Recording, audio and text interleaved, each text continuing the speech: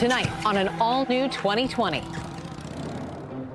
The saga of Mike and Dalia Dippolito was so outrageous, so unbelievable. Their relationship was like a powder keg.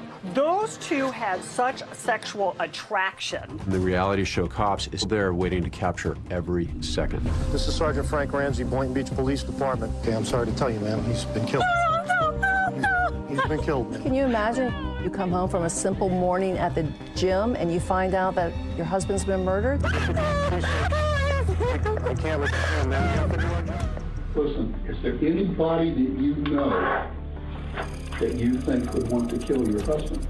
Did you ever love Mike Dippolito? Yes. I married him because I loved him. Did you want your husband dead? No, absolutely not. I'm in intensive therapy now, just trying to cope with everything that's happened because it's hard. How do you explain then what we saw and what we heard on those videotapes? Sure you want to kill what he's doing? And that's when Dalia Dippolito says the phrase that goes around the world. I'm positive, like 5,000% Charlotte. Okay. With evidence like that, what seems like evidence, how did she end up going to trial not once, not twice, Dalia Dippolito walking out of 3 women after but 3 times? It is reality TV on steroids. You know, he's still in bed. She tells Mike on the way out, I'm going to the gym, maybe I'll bring you Starbucks on the way home. In the middle of her workout, Dalia receives a phone call from the Boynton Beach Police. Sorry, I just missed your call. Please leave this message, and I'll return your call as soon as I can. This is Sergeant Frank Ramsey, Boynton Beach Police Department Detective Division. I need you to call me as soon as you can, ma'am. A few seconds after missing the call, she calls the number, and it's the Boynton Beach Police asking her to come home. Okay, can you come right back to your residence, please? Yeah, I'm leaving right now. Is it okay? Ma'am, I'll tell you everything you need to know when you get here. There were cameras everywhere, including from the hit TV show Cops. She goes rushing up, looking very confused. You see her in her black leggings, her tight spaghetti strap tank top. Listen, we had a report of a disturbance at your house, and there were shots fired. Once she arrived, that's when she was told that her husband was killed. Is your husband Michael? Okay, I'm sorry to tell you, ma'am, he's been killed. He's been killed, ma'am. And that's when she falls into his arms, wailing. She is screaming. She's saying, no, no, no, no, no. No. Try to calm down. No. Listen, right now what we need to get you... From the perspective of neighbors, they see this nice young couple, and next thing they know, something horrible has happened there. And they're all wondering, who would want to kill Mike Dippolito? Is it random? Is it somebody that could have come into my house? My name is Jillian Jalali, and I have a podcast called Court Junkie. This case has it all as far as true crime is concerned. Mike and Dalia seemed to be a perfect match. It was truly a fairy tale. Dalia's father was Egyptian and her mother was Peruvian. She was born Dalia Muhammad. Dalia comes from a religious family, very close-knit family. And when she was 13 years old, her family moved to Boynton Beach, Florida, where she essentially grew up. Boynton Beach is located in Palm Beach County. Well, that's a pretty glitzy county in Florida. When people think of Palm Beach County, they often think of Mar-a-Lago, where President Trump lives. He has that resort there. Boynton Beach, 15 miles away, is a typical American suburb. It's sort of a middle class, more of a blue-collar community. Dalia lived in a gated community. She lived there with her mother. Some describe her as beautiful. She's certainly attractive, especially when she's got her hair and makeup done. I first met Dalia Dippolito back in 2015. Has your story been told yet, truthfully? No, it hasn't. How would you describe your personality? Really bubbly, very, very friendly, really social. What types of values were you raised with? What was important in your family? We were constantly doing family activities, family vacations, and a lot of family dinners, big Sunday dinners. What were your hopes for her? To grow up, be married, be happy and have kids. Dalia grows up and she becomes supposedly a real estate agent. But the problem is that actually takes a lot of really hard work, and she's much more into the quick buck. I think she was a woman who early on decided there were certain things in life she wanted, and she was going to use her sexuality to get them. Money. She wants money. Some people might call Dalia a gold digger, and if she could see maybe a fast buck in someone, she was going to go for it. Enter Mike DiPolito. He says that when he met Dalia, she was working as a paid escort. He meets her on a website called Eros.com. He was ordering an escort to keep him company over the weekend. He ordered her like a pizza. Mike DiPolito is an interesting guy. Just like Dalia, he wants a lavish lifestyle. He yearns for the finer things in life. Michael DiPolito was a muscular guy. He worked out, and he liked the high life, too. What was your initial impression of Mike DiPolito? Charming. What drew you to him? His personality. He was really, really engaging, and it felt a really strong connection.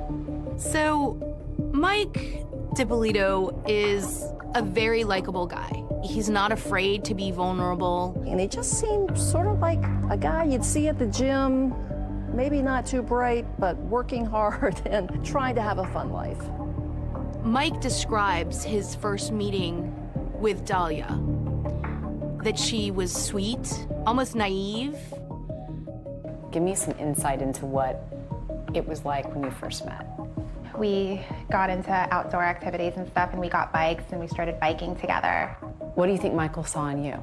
My personality, who I was, my sense of humor.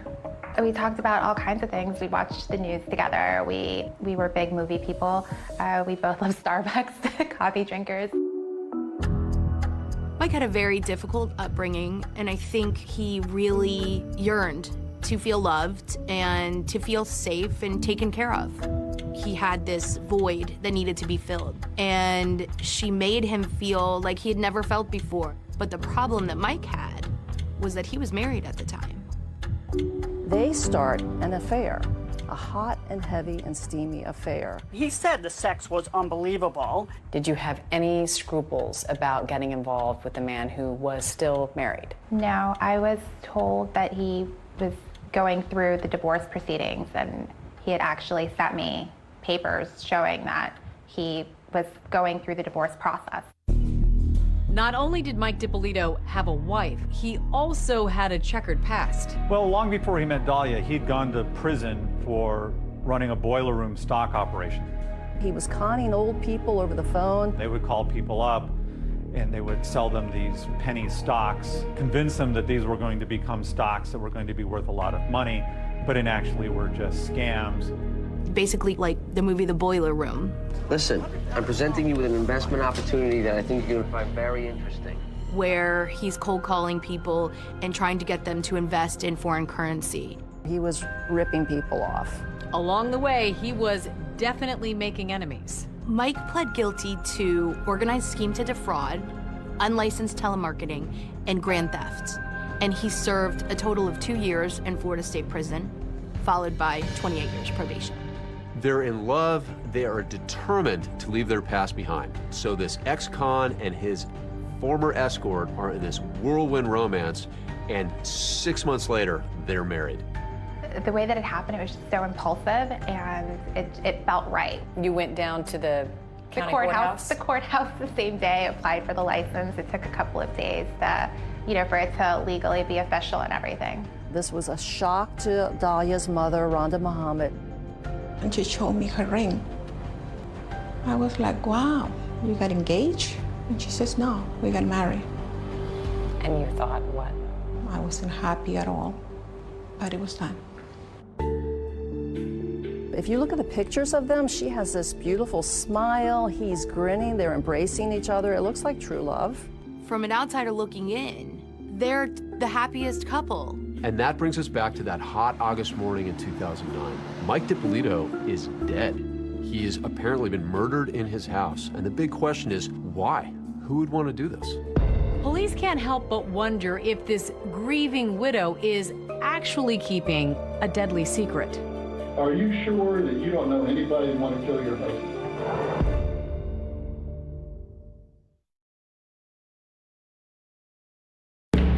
This is Sergeant Frank Ramsey. Ma'am, I need to talk to you. It's very urgent when you come home. It involves your husband. There's been an incident.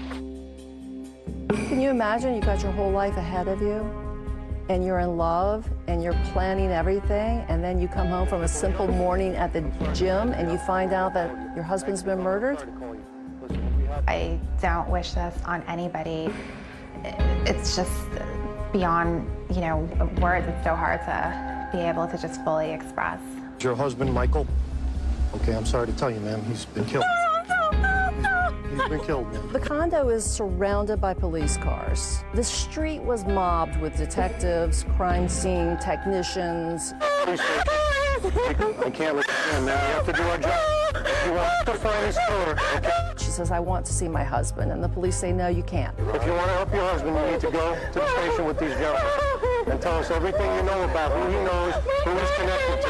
And they put her in the police car, and now she's being whisked away to the police station.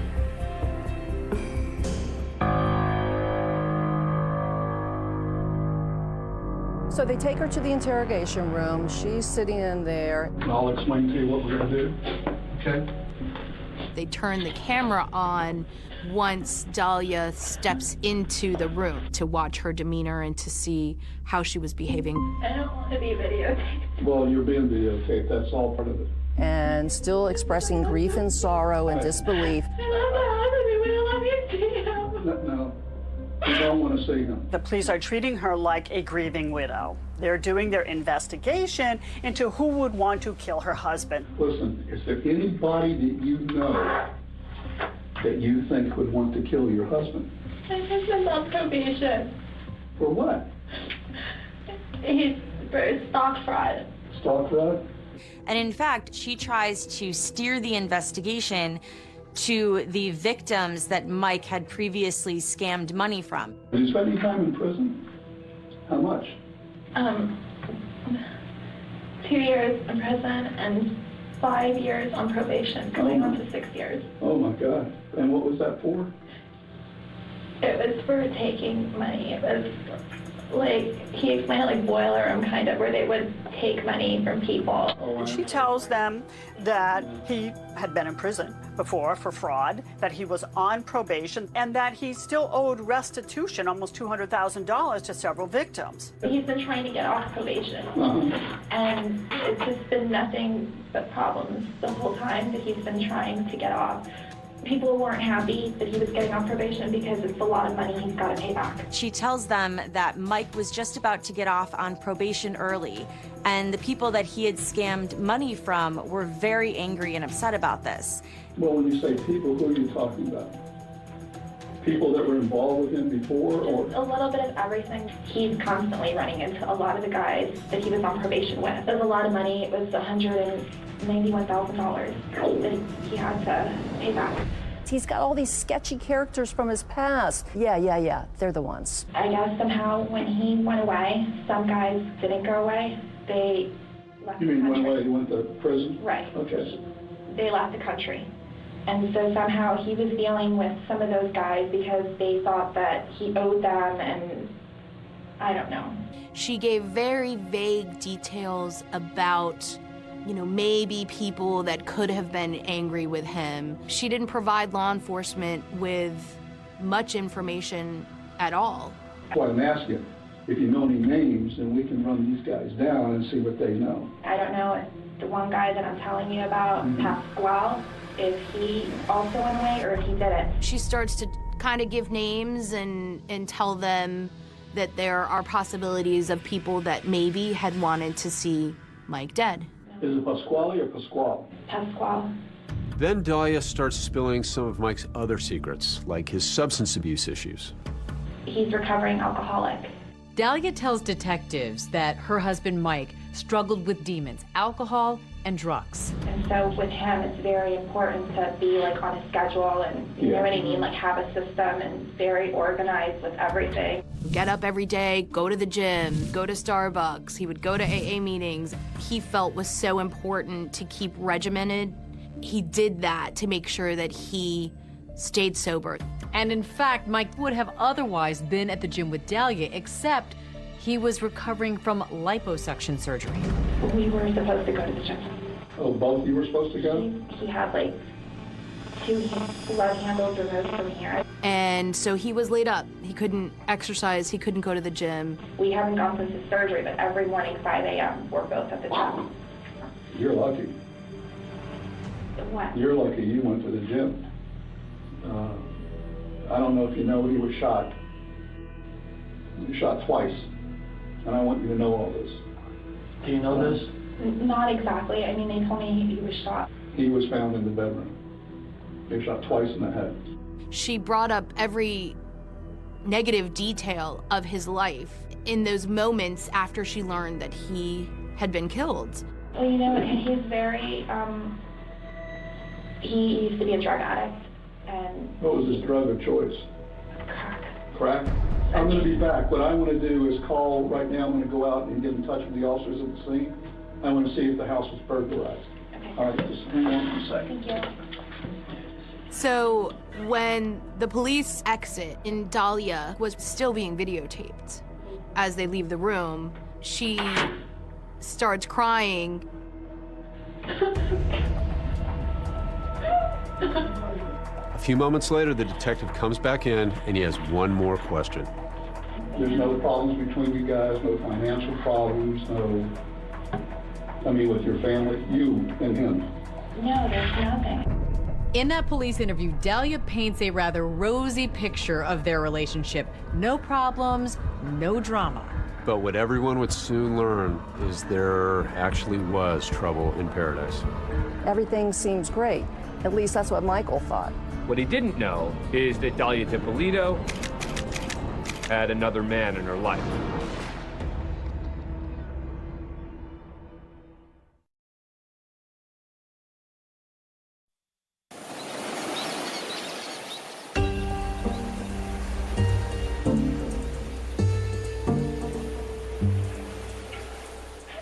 As Dahlia DiPolito sits in that interrogation room, there is still a lot that investigators don't know about her.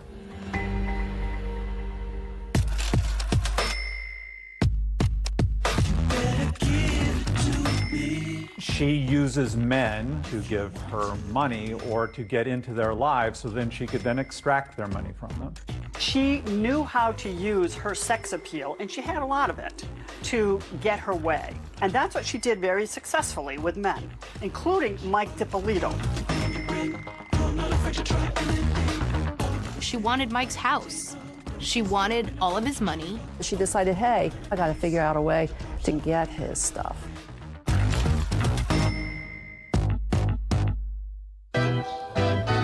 She had several men wrapped around her fingers. One of those men was a Florida businessman, Mohammed Shihada.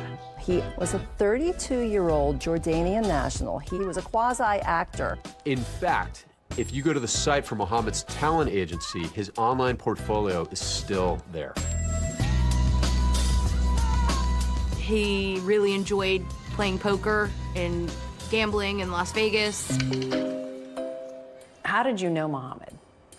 I met him a long time ago. He had a convenience store business, and I had actually walked into his store. And that's where we struck up conversation, and we both had Middle Eastern background, and so we just ended up developing a friendship. And you stayed in touch for how many years? Throughout the course of maybe like 15 years. So you considered him a close personal friend? Considered him a friend. I wouldn't say close.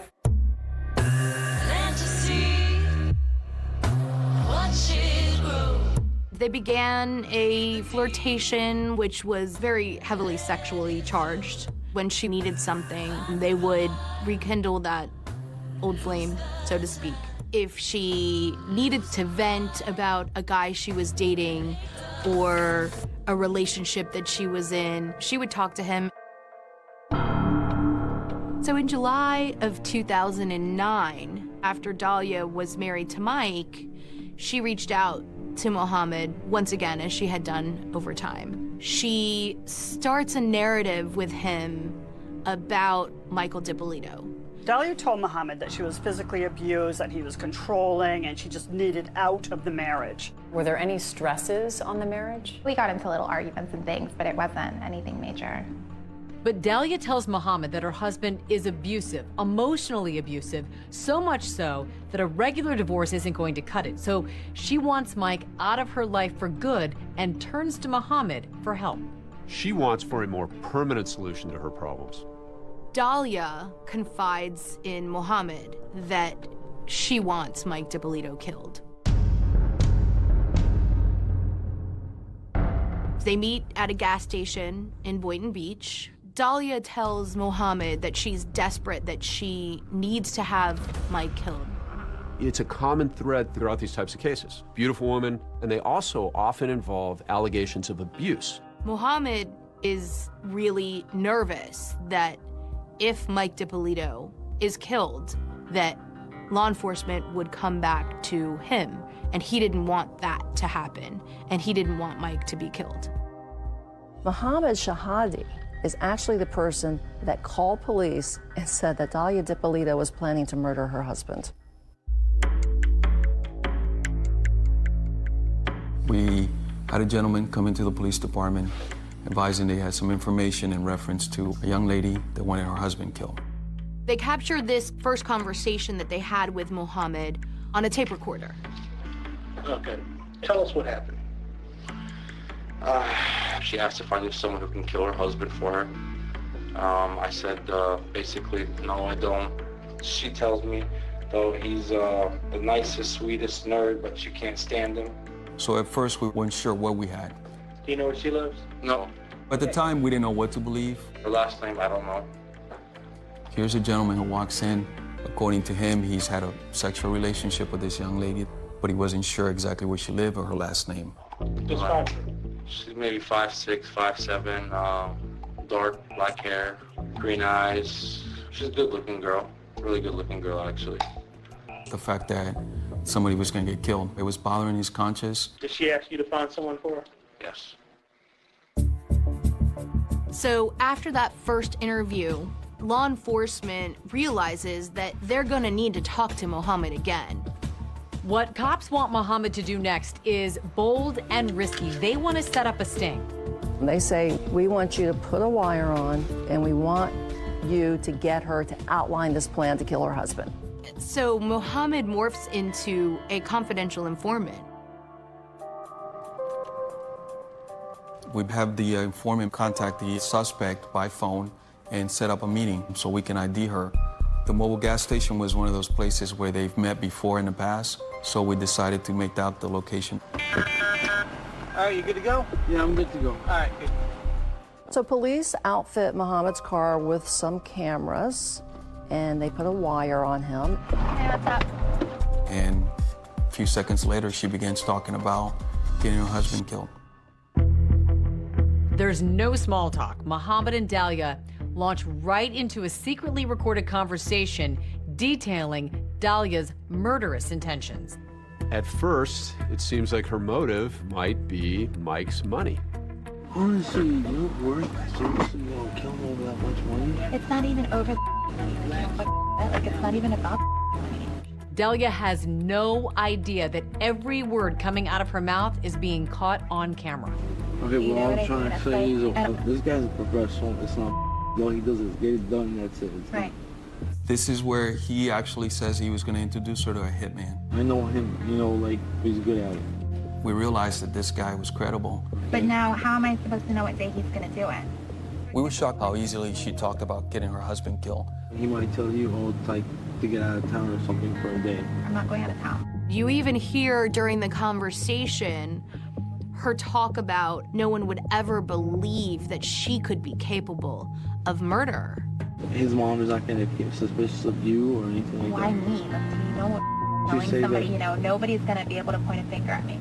She ended up bringing $1,200 in cash. She believed that that money was going to be given to the hitman to buy a gun. Yeah, All right, I'll try.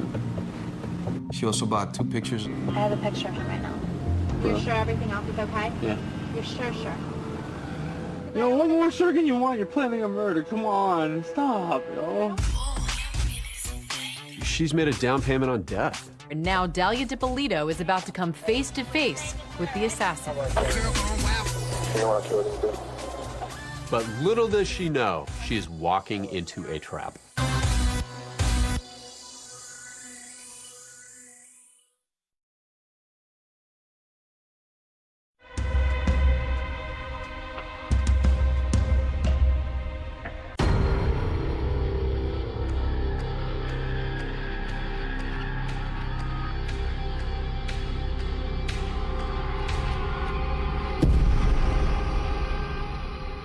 After Mohammed Shihada alerts Boynton Beach police about Dalia Dippolito's deadly plan, Dalia meets face-to-face with that hitman.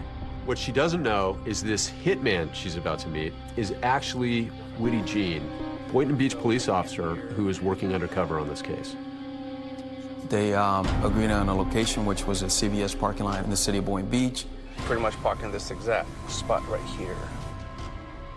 We had 2 cameras in the car. The cameras were positioned in the back seat. You can't help being a bit nervous as you're doing this. Remember, there's 1,000 things that can go wrong. She parked and got into the car and she said, hey.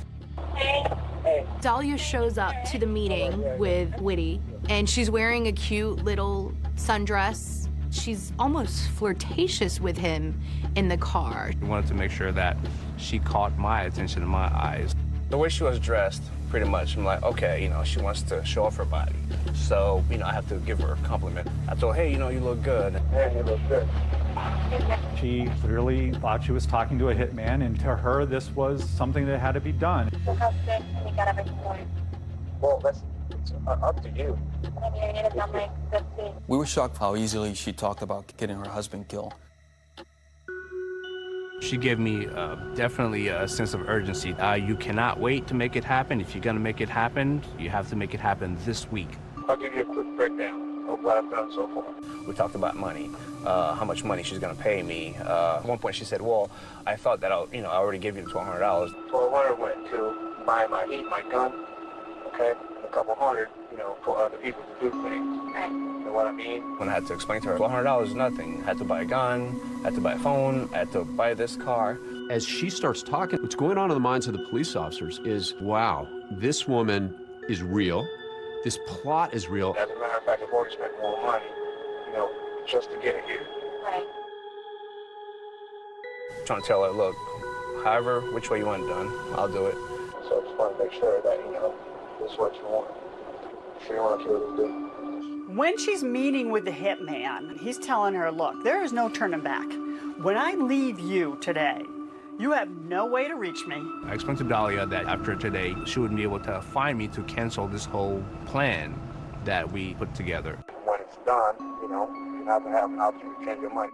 And that's when Dalia Dippolito says the phrase that goes around the world. I'm positive, like 5,000% sure. Like, okay. No, there's no, like, I'm determined already. I'm positive, like 5,000% sure. Her line is classic. I am like 5,000% sure, right? So it's, you know, she is so committed to this. Like 5,000% sure. I didn't think she was going to be that open. I'm 5,000% sure. When I say I'm going to do something, I'm going to do it. I'm a lot tougher than what I look. I know you're like, oh, what a cute little girl, whatever. You know, but I'm not. She told me she may look like an innocent little girl, but she's a whole lot tougher than she looks. The most surprising thing about my meeting with Dalia was how adamant she was in making sure that this was done. All right, Wednesday morning, go to the gym. By the time you get back from the gym, you're going to find a dead body in the house. All right?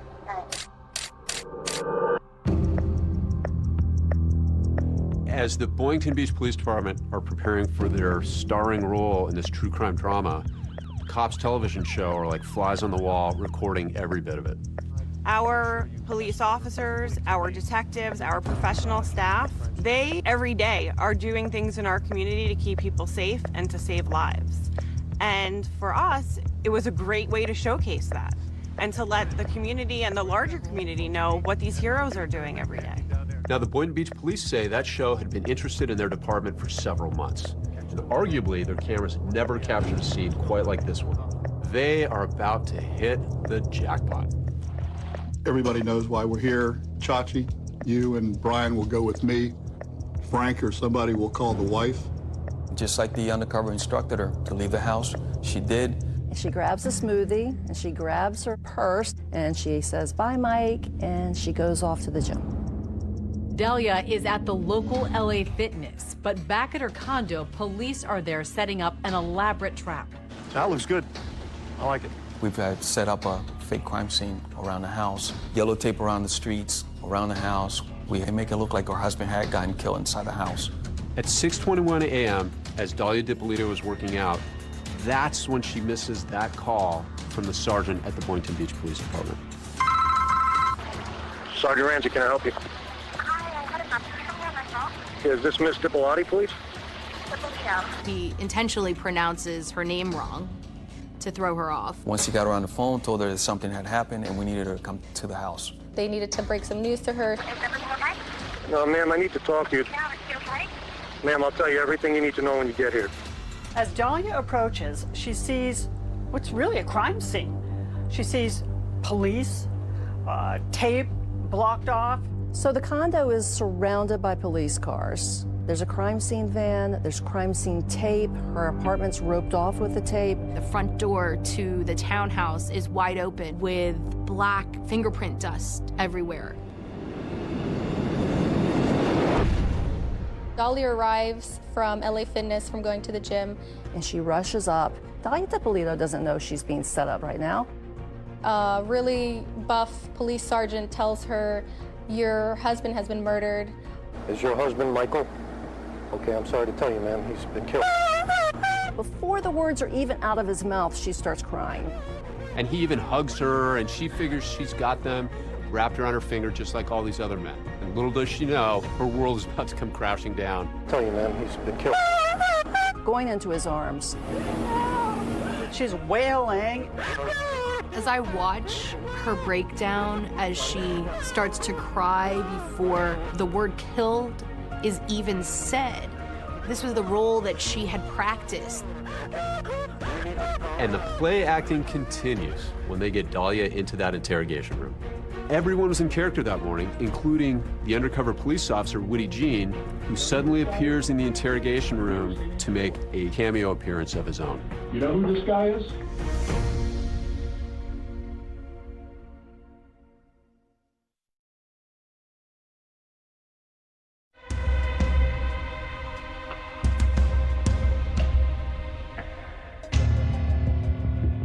And tell us everything you know about who he knows, who he's connected to. Don't worry, we've already taken care of dogs with animal control for right now. Everything's under control. Dalia's acting, and the police are acting. As she's brought to the police station, everyone involved is faking it. They think they have the goods to charge Dalia Dippolito, but the police still want to see if they can make her crack. They're going to give her every opportunity to own up to what they suspect she did. You have the right to remain silent and not answer any questions. You understand that? She absolutely thinks that she has everybody fooled. He was found in the bedroom. He was shot twice in the head. He wouldn't open the door unless it's somebody that he knows. Well, we don't open for anybody. She believes that she's going to be able to convince law enforcement that she truly loved Mike and that she had nothing to do with his murder. When the police asked Dalia if she wanted her husband killed by any chance, she denied it, completely denied it. No. You wouldn't want to kill him, I hope. Not at all. We are fine, like there's nothing. Dalia Dippolito is pretending she knew nothing about this, and the police are pretending like her husband is actually dead. Did you want your husband dead? No, absolutely not. Did you want any harm to befall him? Never. No, never. Suddenly, the tide begins to turn, and the police get tough with Dalia. They've had enough with her charade and with her lies. Police are thinking that by ushering in that would-be hitman, the man that she paid to murder her husband, surely that will get her to come clean. Do you know her? Put your head up and look at her. Put your head up. I've never seen him. What were you doing coming out of her house? Get him out of here. Inside, I was kind of laughing because I knew that I spent a good 25 minutes talking to her, and hearing her saying that she's never met me was pretty shocking. She denies ever meeting him, and she doesn't know who he is. And then the detective all of a sudden goes from being the grandfatherly figure that he had been into more of a aggressive. You're going to jail today for solicitation of murder. You're under arrest. That's an undercover police officer. We filmed everything that you did, recorded everything that you did. You're going to jail for solicitation of first-degree murder of your husband. I didn't do anything. Did you hear what I just told you? I heard what you said, but I didn't. Everything, listen to me. Everything has been recorded. You were photographed in the convertible when you sat in his car in the front of CVS. What do you want to do? I don't think for a second that she thought that investigators in the interrogation room were going to turn on her. Listen to I me. didn't do anything. You're going to jail. I didn't do anything, please. I didn't do anything. Can you talk about that moment when you realized the tables were turned? I panicked. I was just completely frozen, and I couldn't move. I couldn't really process and digest everything that was going on. Shockingly, the Boynton Beach Police Department media director posted the video of the staged crime scene. The Boynton Beach Police uploaded the video the same day. This was our way of getting video to our local media. We uploaded the video just as we did dozens of other videos. We see this stunning video of this takedown, this woman crying and wailing. We'd never seen anything like it. It's always a risky move for the authorities to release any information during an investigation. But Florida is one of the most open states in the country when it comes to sharing information with the public. In a matter of hours, we were getting phone calls from national and international media. I need you to take her to the station. I thought it was going to be a very hot story. There's the jilted husband, there's money, there's video. If you want to help your husband, okay? If you want to help your husband. We were stunned. We were delighted. When law enforcement confronts her with all of the evidence that she wants Mike DiPolito dead, Dahlia denies that. Listen to I me. didn't do anything. You're going to I didn't jail. do anything, please. I didn't do anything. She's sticking to her script. She's crying. And with the spotlight on Dahlia, the grand finale is about to unfold. So finally they say, guess what? He's alive. He's alive. Come here, please. Come here. Mike, come here, please. Come here. 3 words to describe Dahlia. Liar, liar, liar.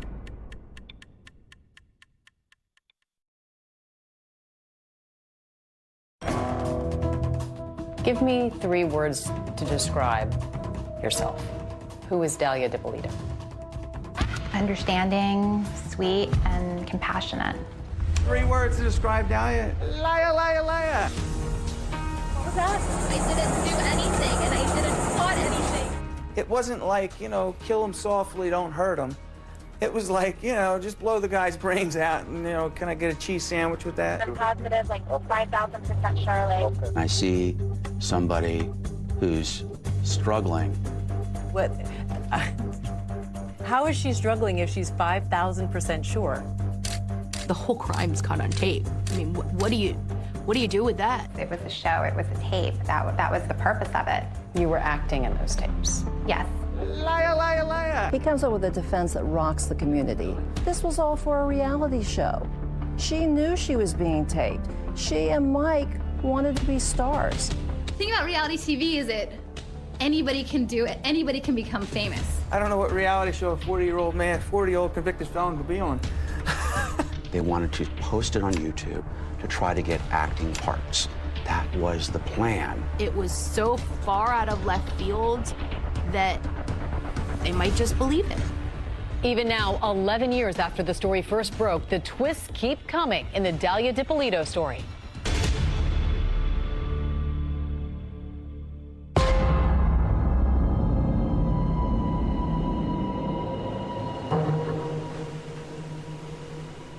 On August 5th, 2009, Dalia Dippolito's life changed forever. Thank you for coming. I'm sorry to call you. First, police tell her her husband is dead. Is your husband Michael? Okay, I'm sorry to tell you, ma'am. He's been killed. Then she's told she's been caught on tape planning his murder. You're going to jail. I didn't do anything, please. I didn't do anything. Tell me you didn't do anything? I didn't do anything. You're going to jail today. You kept saying, I didn't do anything. Just over and over and over again. Was that all you could think of to say? They were accusing me of trying to have my husband killed, and I didn't. So that's what I kept continuously telling them. When they turn the table, she doesn't fess up. She just keeps denying everything. And lacking that confession, they kept trying to shock her more and more. And this is the part where what happens in that police department will go down in the history of detective work. This is a masterstroke. The ultimate shock, you could call it a resurrection of sorts. Police tell her that her dead husband isn't actually dead. Your husband is well and alive. Thank God. Oh, yeah, thank God. Can I see No, he him? doesn't want to see you. They bring Mike in. Look, your husband's alive. We've got you. Oh my God. He's alive. The show Cops is at the station capturing Mike's reaction. Come here, please. Come here. She keeps begging him to come inside the room, which he doesn't. Mike, come here. Come here, please. She sees her husband, and he's alive. What? You're alive? This is a dead man walking and talking. You never see this happen. I can't fix this. Why not? I didn't do anything I to heard you. Mike, come here, please. Come here. All of her skills as a femme fatale will start rolling in. Mike, come here, baby, come to me. With cameras rolling inside and outside the interrogation room, it is reality TV on steroids. I don't know what's going on, please. For Mike Dippolito, it's a surreal love story that quickly turned into a nightmare. He never saw it coming. For Mike, this was a whirlwind romance. He was head over heels in love with Dalia. I met Dalia and we got along very well. There was never any friction. We never argued. How can I say? Our sex life was incredible. Meanwhile, the entire time she's plotting behind his back. There's this side to his wife he has no idea about. Mike Dippolito insists that the accusations made by Dalia Dippolito that he is abusive are totally false. Still, Dalia secretly wants out of the relationship. And authorities say if she can get out with a pile of Mike's money, that's even better. Mike Dippolito still owed $191,000 restitution, and he was on probation for decades. If he could make that restitution, he could make an argument to get off probation. But he says Dalia told him she could help him with that. Dalia said, if you can come up with $100,000, I will take $91,000 of my own. I'll put it with your money and we'll send it to the lawyer together. It was her responsibility to wire the money to Mike's lawyer. She says she's helping him. He thinks that she is. But in reality, she's doing anything but helping him. Soon, Mike notices odd things are starting to happen. Before I met her, I don't think I had a run-in with the police since I've been home from prison. I meet her, I'm running into the cops more than I ran into the cops probably ever in my life. Mike will soon find out that someone is trying to frame him for crimes he didn't commit. On 2 occasions, drugs were planted in his vehicle. Mike decides to take Dalia away for a couple of days to the Ritz-Carlton. Mike is stopped by a police officer, and the police officer tells Mike that they had received an anonymous call saying that he was dealing drugs out of his Tahoe. He goes, do you mind if we search? I said, absolutely, go ahead. He searched the truck, didn't find anything. It was very odd. And then the next day, I go to get gas in the truck, and I find a bag of pills. It looked like cocaine in there, and that's when that hit me. I said, wait a minute. You know, somebody put this in my truck and called the police on me. They just didn't find it. Authorities say Dahlia figures he's an ex-con, and if she can get him sent away for drugs, he'll be gone for a really long time, and she's home free. I remember I looked at Dahlia, I said, "Did you put drugs in my truck?" She adamantly denied it, so I let it go. Fine, fine. But you know, every instinct's telling me that it doesn't make sense. In fact, according to authorities, what she's really trying to do is get Mike DiPolito out of her life. And that $100,000 he'd given to Dahlia, she was supposed to wire it to his lawyer, but she hadn't. I knew clearly she stole my money. She's telling me she's going to get it back, and I'm doing everything in my power to believe her. He just stays in the relationship. He seemed to be, I don't know, for lack of a better word, a chump for love.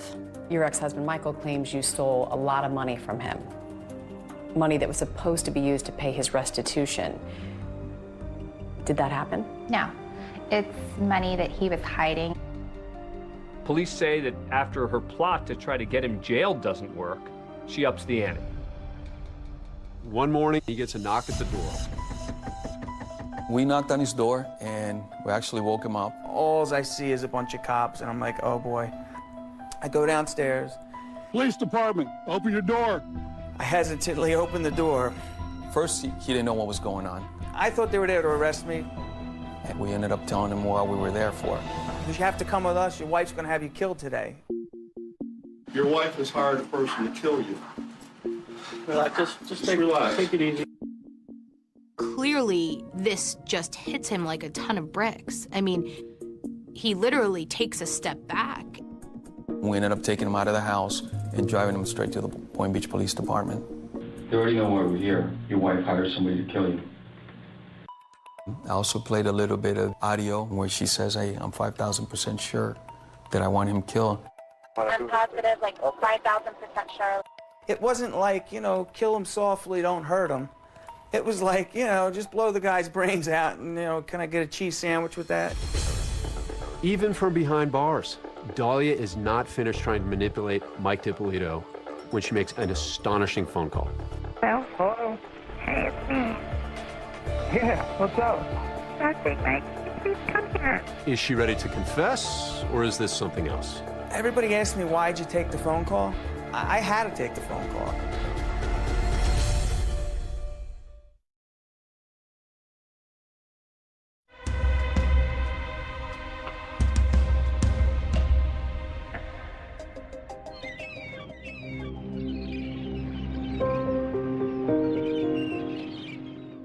As Dahlia DiPolito is being led out of the Boynton Beach Police Department and over to the Palm Beach County Jail, she has an audience.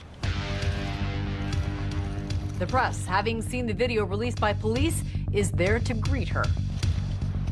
Already, the media is out there with their cameras capturing it. I didn't do anything, and I didn't plot anything. You were headed to jail. What was that first night like? It was a complete nightmare. I wasn't even officially in jail as the tapes were getting released, and they were already all over the news. They were everywhere. Till death do them part. And it's all caught on video. In the hours since the police released the tape to YouTube, the name Dahlia DiPolito is making the rounds and is making a big giant splash on cable TV. Bombshell tonight. A newlywed in Boynton Beach, Florida. Work it, cry. Problem, Ruh-roh, the hitman, is a cop. I could just watch the video over and over. It just is one of those clips that never gets old.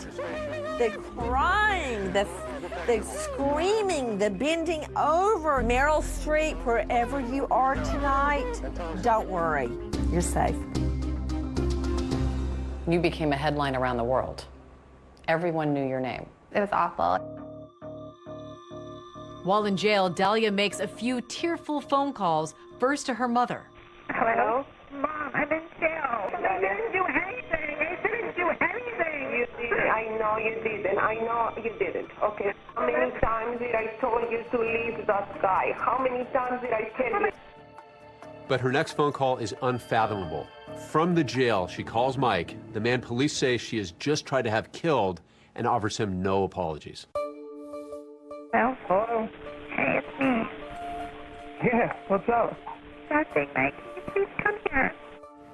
Everybody asked me, why'd you take the phone call? I had to take the phone call. I had to hear what she was going to say. I couldn't help myself to not take that phone call. Mike, please, I need an attorney. Can you please help me? You said you wanted to have me killed. I heard that. That's not true. That is not true. Not true. How can you believe that? I heard your voice. Frankly, it's unbelievable that Dahlia called her husband, the victim in this case, the target of her actions, the person she wanted dead, to ask him to help her. It is just unbelievable to listen to. The fact that she thought that she could demand that Mike help her is just on another level. And he's even trying to give her advice as to what to do while she's in jail. You're going to be ran around in there for a little while, a couple days. You need to just try and just go with it. And keep to yourself and don't say a lot. I know she's never been in there before. I mean, it's not a nice place. I tried to tell her, stop acting, you know, the way you're acting, or you're going to have a rough time in there. Mike, I love you. Everybody treated me awful good. Things get spelled out for Mike that he was a very lucky man. Prosecutors say that Mike actually survived an earlier attempt on his life. When Mohammed Shihada was giving a statement to police, he told them that Dahlia had poisoned Mike's Starbucks iced tea with antifreeze. So law enforcement, they just ask him, was there ever an incident with iced tea? And Mike then realized that he was a lot closer to his demise than he ever realized. She went out and came back with some Starbucks iced teas. I take a sip and I spit it out so fast. It was terrible and I didn't think anything of it. I only took one sip. I was sick for about 2 weeks. Dahlia's attorney said she never poisoned Mike. Mike doesn't end up helping her find an attorney, but the attorney she does find ends up presenting one bizarre, wacky, intriguing defense. It was a stunt. It was a hoax, a ruse, a plan that Mike DiPolito hoped to capture the attention of someone in reality TV. You were acting in those tapes. Yes. It didn't make an iota of sense to me. It was so far out of left field that they might just believe it.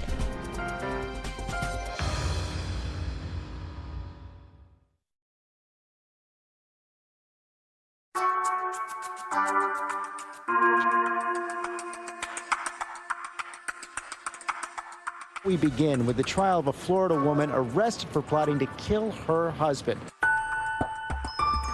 Your trial. Can you describe what that experience was like for you? Confusing, really difficult. The cameras were there. The TV shows were actually filming the whole thing as I'm entering the courthouse. Dahlia DiPolito entered the courthouse in a buttoned-up white sweater to meet the men and women who will likely decide her fate. I have never had a case as a prosecutor that was so strong. I'm a lot tougher than what I look. I know you see me and you're like, oh, what a cute little girl, whatever. You know, but I'm not. You will see how determined she was to have Mike DiPolito, her husband, killed. In opening statements, the prosecutor, Elizabeth Parker, wants to make sure these jurors don't believe that Dahlia is this little innocent figure and that she is a much darker, more evil person. He asked her, are you sure you want to kill him? Without hesitation, as if she had ice running through her veins, she says, there's no changing. I'm determined already. My biggest concern, the evidence seemed to be overwhelming. But you have Mike, who's got a shady past. I knew the defense would make him out to be a con man. Please tell us your name. Michael DiPolito. What's awesome about this case is that the jury actually gets to hear from the victim. In a plot to kill somebody, the victim is almost always dead. I don't know how to explain it. I just don't know how to explain it. He was a likable character. I knew that I just needed to get him on the stand for long enough to have the jury like him too. What did you think of your marriage? I thought it was great. I was having fun with my wife. It's getting off probation, I thought. Did the defendant seem happy? Yes. He completely owns up to his past. I'm a convicted felon. I go to probation every month and report. I hold my head up as high as I can. On cross-examination, when Dalia Dippolito's lawyer keeps asking him and keeps repeating the word probation, Mike Dippolito bites back and makes the entire courtroom laugh. You're like a parrot. A parrot? Yeah. What does that mean? I've been called a lot of things. What's a parrot? Did you do that on probation? Were you on probation? Did you do that on probation? Were you on probation? You know what I'm talking about. I'm just having fun with you. Come on, I'm with you. You having fun Yeah. with me? Well, let me ask you something. Is this fun, Mr. Dippolito? This sucks. Okay. It's ridiculous. We're not here because of me. You might as well put me up next. I mean, what are we doing here? But another Mike is about to make an entrance into the trial. Mike Stanley, an ex-boyfriend of Dalia's, And you're gonna meet Michael Stanley. who prosecutors say discussed with Dalia planting the drugs in Mike Dippolito's truck. So, the prosecution introduced tons of text messages between Dalia and Mike Stanley. They were talking about everything they wanted to do once Dippolito was out the way. So their X-rated conversation is read on the stand by Boynton Beach detective Alex Marino. Do you want my hot, tight body all over you? You can just see how uncomfortable this police officer is as he's reading these steamy text messages. Love you so much. I'm so horny for you. Some of the stuff was kind of cheesy. I mean, I had to read it up on the stand. It was not my best moment. Baby, I love you, and I only want to you. She's telling Mike Stanley, once this guy's gone, you and I can have the life we've imagined. I will have Michael's money, we'll have this condo, everything will be good. Greed was the very basic core of why Dalia did this. Parker says when Dalia's plan to put her husband back in prison failed, that's when she took things a step further. Yeah, but killing somebody, come on. Nobody's gonna be able to point a finger at me. Determined already. I'm positive, like 5,000% sure. After the prosecution rests, now it's the defense's turn, and they are going to use that infamous video for their own purposes. That's where this novel defense theory came into play, a defense theory that was actually a little hard to believe.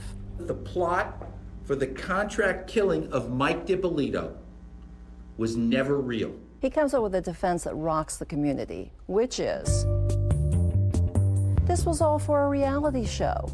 She knew she was being taped. She and Mike wanted to be stars. So they came up with this idea, and it was all a hoax. It was Mike Dippolito's idea, and Mike Dippolito was in on it, and she's not guilty. It was a stunt. It was a hoax, a ruse, a plan that Mike Dippolito hoped to capture the attention of someone in reality TV. Dalia's lawyers claim that Mike and Dalia Dippolito wanted to be famous. They wanted to be like the stars of Cheaters or Jersey Shore.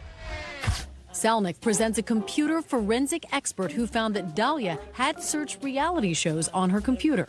The website name is, it says, welcome to realitytvcastingcall.com. It fits with his obsession about his appearance, his vanity, and others might be interested in his reality. I was shocked. I mean, where was the evidence that this was a reality show plot? Dalia, listen to me for a second, okay? I didn't do anything. I didn't do anything. At no time does she ever stand up and say, well, hold on a minute. This was all, Michael, Mohammed, wait a minute. This is all a setup. We were all acting, right? Wouldn't be that the first thing out of your mouth if you're about to be arrested? And not only that, Mike Dippolito strenuously denied that it had anything to do with reality TV tryouts. Did you ever have aspirations to be on a reality show? No. Did you ever act out any scenarios with a defendant for a reality show? No. It's the dumbest thing I've ever heard. I couldn't even believe they made something like that up. I don't know what reality show a 40-year-old man, 40-year-old convicted felon could be on. This defense received a fair amount of eyebrow raising. She didn't want to kill her husband. She She just wanted to be on a reality show. A pretty shocking twist in the case of the Florida wife caught on tape taking a contract out on her husband. Well, we got to bring in our legal analyst, Dan Abrams, on this one. And Dan, all of us just shook our heads when we heard this. I've seen a lot of wild and crazy defenses in my day, and this is certainly one of the wildest and one of the craziest. The reaction to this defense was, are you kidding me? This is an almost impossible defense to win. And so I think in order for it to succeed, Dalia Dippolito would have to take the witness stand. Judge, the defense is going to rest. But Dalia does not end up testifying. It was a daily, yes, you're going to testify, no, you're not going to testify. And Did you want to testify? Yes, I did. She's like poison candy. Attractive on the outside, but deadly on the inside. I was confident in the case that I had presented. I was truly concerned that it was such a bizarre defense. I've been advised that the jury has reached a verdict. Except this was nowhere near the end of this story.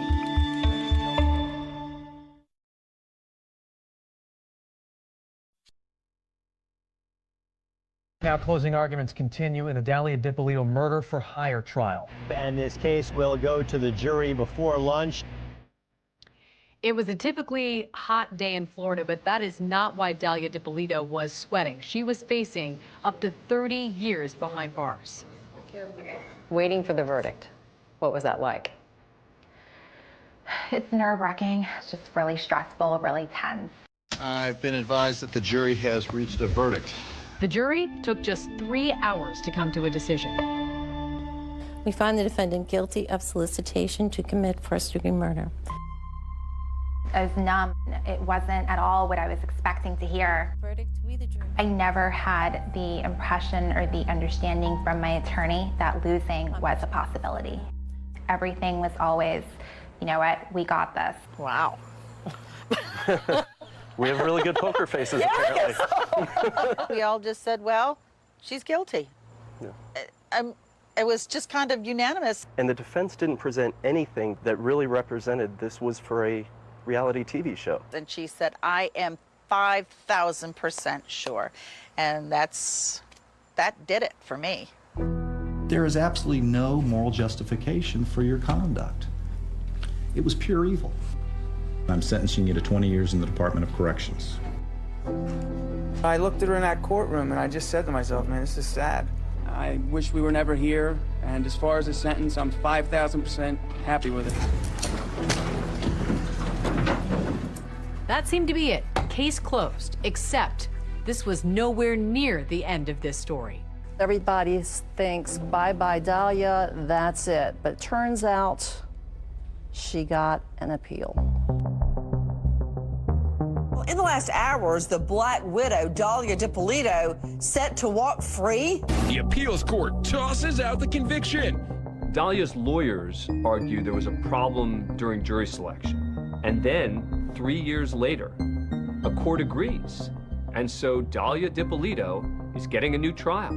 Were you surprised? The first piece of good news throughout the whole process. So now we move on to Dalia round 2. That's right, she's coming back a second time. And this time, there's a new cast of players.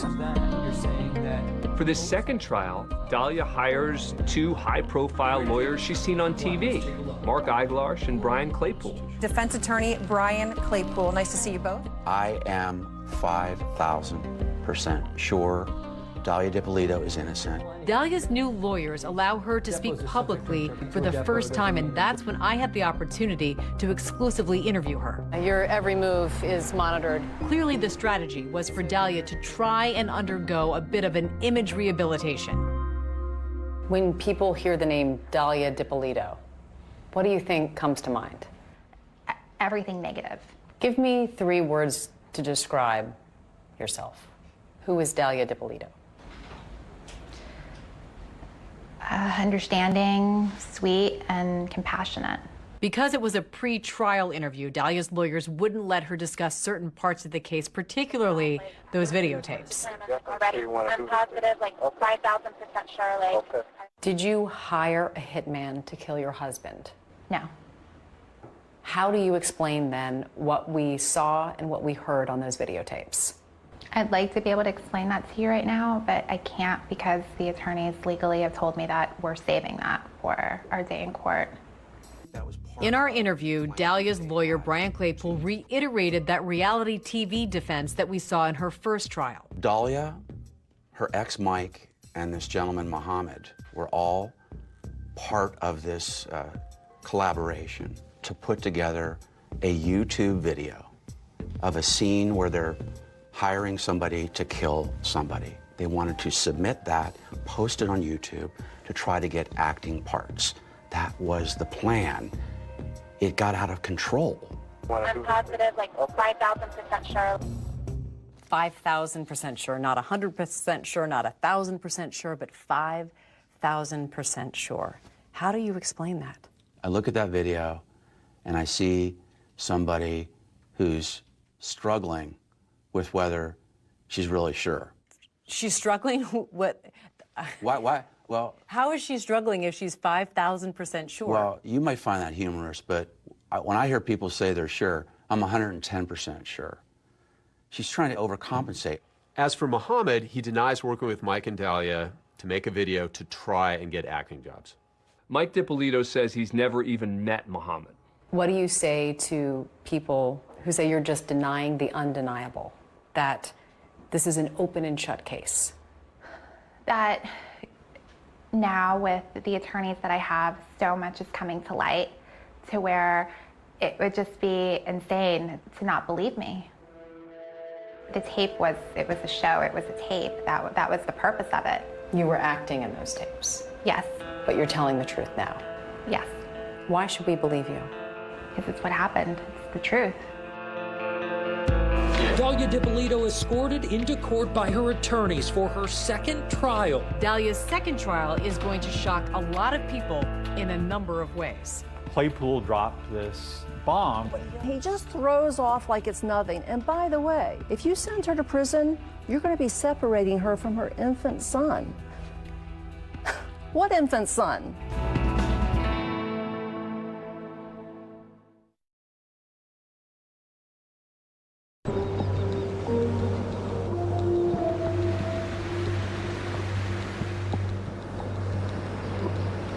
Walking on the sidewalk right now, this doesn't happen very often. No, this doesn't happen at all. This is the first time I've had to walk in a long time. Yeah, your every move is monitored. I took a rare walk with Dalia DiPolito outside her lawyer's office while she was on house arrest, awaiting her second trial. She was living at her mother's house, tethered to an ankle bracelet. That's what it looks like, and it doesn't come off at all. You've been living under house arrest for the better part of 5 years, nearly 6 years. What's been the hardest part? Not knowing when it's over, not being able to leave, watching everybody around me being able to come and go as they want, and I can't do that. After Dalia's first trial, she was convicted. Prosecutor Liz Parker wrote a book about it called Poison Candy. This is what she wrote about you. She was poison candy, sweet, delicious, mouth-watering on the outside, but deadly within, and designed to cripple the innocent. What's it like hearing those words?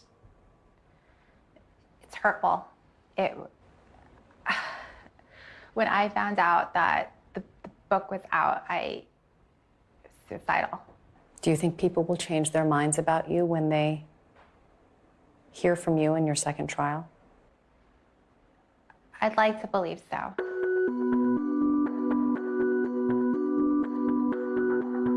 It's at a pretrial hearing, part of an attempt by her lawyers to get the case dismissed, where Dalia finally has her chance to tell her side of the story under oath. Raise your right hand. You swear to tell the truth, the whole truth, and nothing but the truth. You take the witness stand on my right. It's not unusual at all for a defendant to take the stand in a pretrial hearing as long as it's not in front of a jury. Good afternoon, Ms. DiPolito. She actually takes the stand, and she gets up and describes that I was acting, she says. I was acting.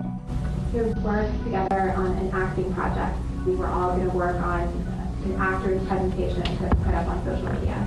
That did not go well for Dalia. Under cross-examination, the prosecutor, he just tore her story apart. He was, okay, first of all, where's the script? Where are the notes? Wouldn't you have production notes? Where was your script this day? What do you mean, where was it? Where was it? It wasn't there. We looked at the script and we didn't take it with us. The prosecution punches holes in this reality TV defense. One of the questions was, if this is all about reality TV, how come you can't clearly see your face, you know, with the cameras in the back of the car? How come you can't see any of it? I wasn't the one taking it. I don't know. She had so many holes in her story, it made no sense. Her true self shined through. She was so not convincing at that pretrial hearing under oath that the court ruled against her. She loses the hearing, and so the motion to dismiss the case fails. 9 months later, it's Dahlia's second trial. The high-profile retrial getting underway today in West Palm Beach. Dahlia Dippolito getting a second chance at freedom after her first conviction was overturned. Trial 2 was handled quite a bit differently by the prosecution.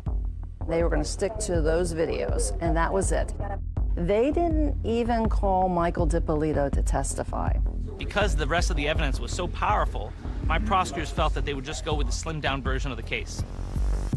Her words on those videos prove the crime charged.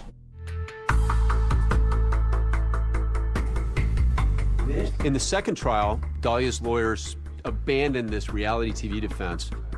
The defense focused on the misconduct, they said, of the Boynton Beach Police Department.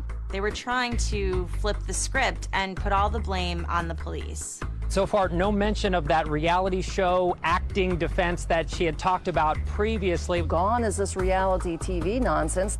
Now they're leveling their charges against the Boynton Beach Police Department because Boynton Beach had brought cops in. Bad boys, what you gonna do? That opening theme song, Bad Boys, is so synonymous with the show, a show that is supposed to put a spotlight on the good work police do every day. Bad boys, what you gonna do? What you gonna do when they come for you? At the beginning, the Boynton Beach Police Department really wanted to highlight their professionalism by participating with the cops' television show, but at the trial, the defense really hammered them and went after them, effectively putting them on trial. This is a fake crime scene, right? Right? Yes. It's all pretend, right? Yes. It's all made up, right? Yes. And you think that's a good use of taxpayer money? My opinion doesn't matter. The presence of the cops' TV show created a frenzy within the Boynton Beach Police Department to manufacture good television. They tossed Dahlia Dippolito under the bus. They made this way more than it ever was. And they could care less about her constitutional rights. The Boynton Beach police say there was no wrongdoing and they were just trying to gather evidence. Cops filming with the Boynton Beach Police Department had nothing to do with this investigation. It was just a coincidence as far as timing was concerned. Then the defense pulls out its ace card, and it's a showstopper. Claypool gets up, he's making this dramatic closing argument, and he just throws off like it's nothing. Give her that freedom back to go home to her family and her infant son. By the way, if you send her to prison, you're going to be separating her from her infant son. We all sort of are like the reporters in the back row. We're all sort of like, look, did I just hear that she has a child? The latest bombshell was dropped last night during closing arguments. Turns out it was the appliance repairman.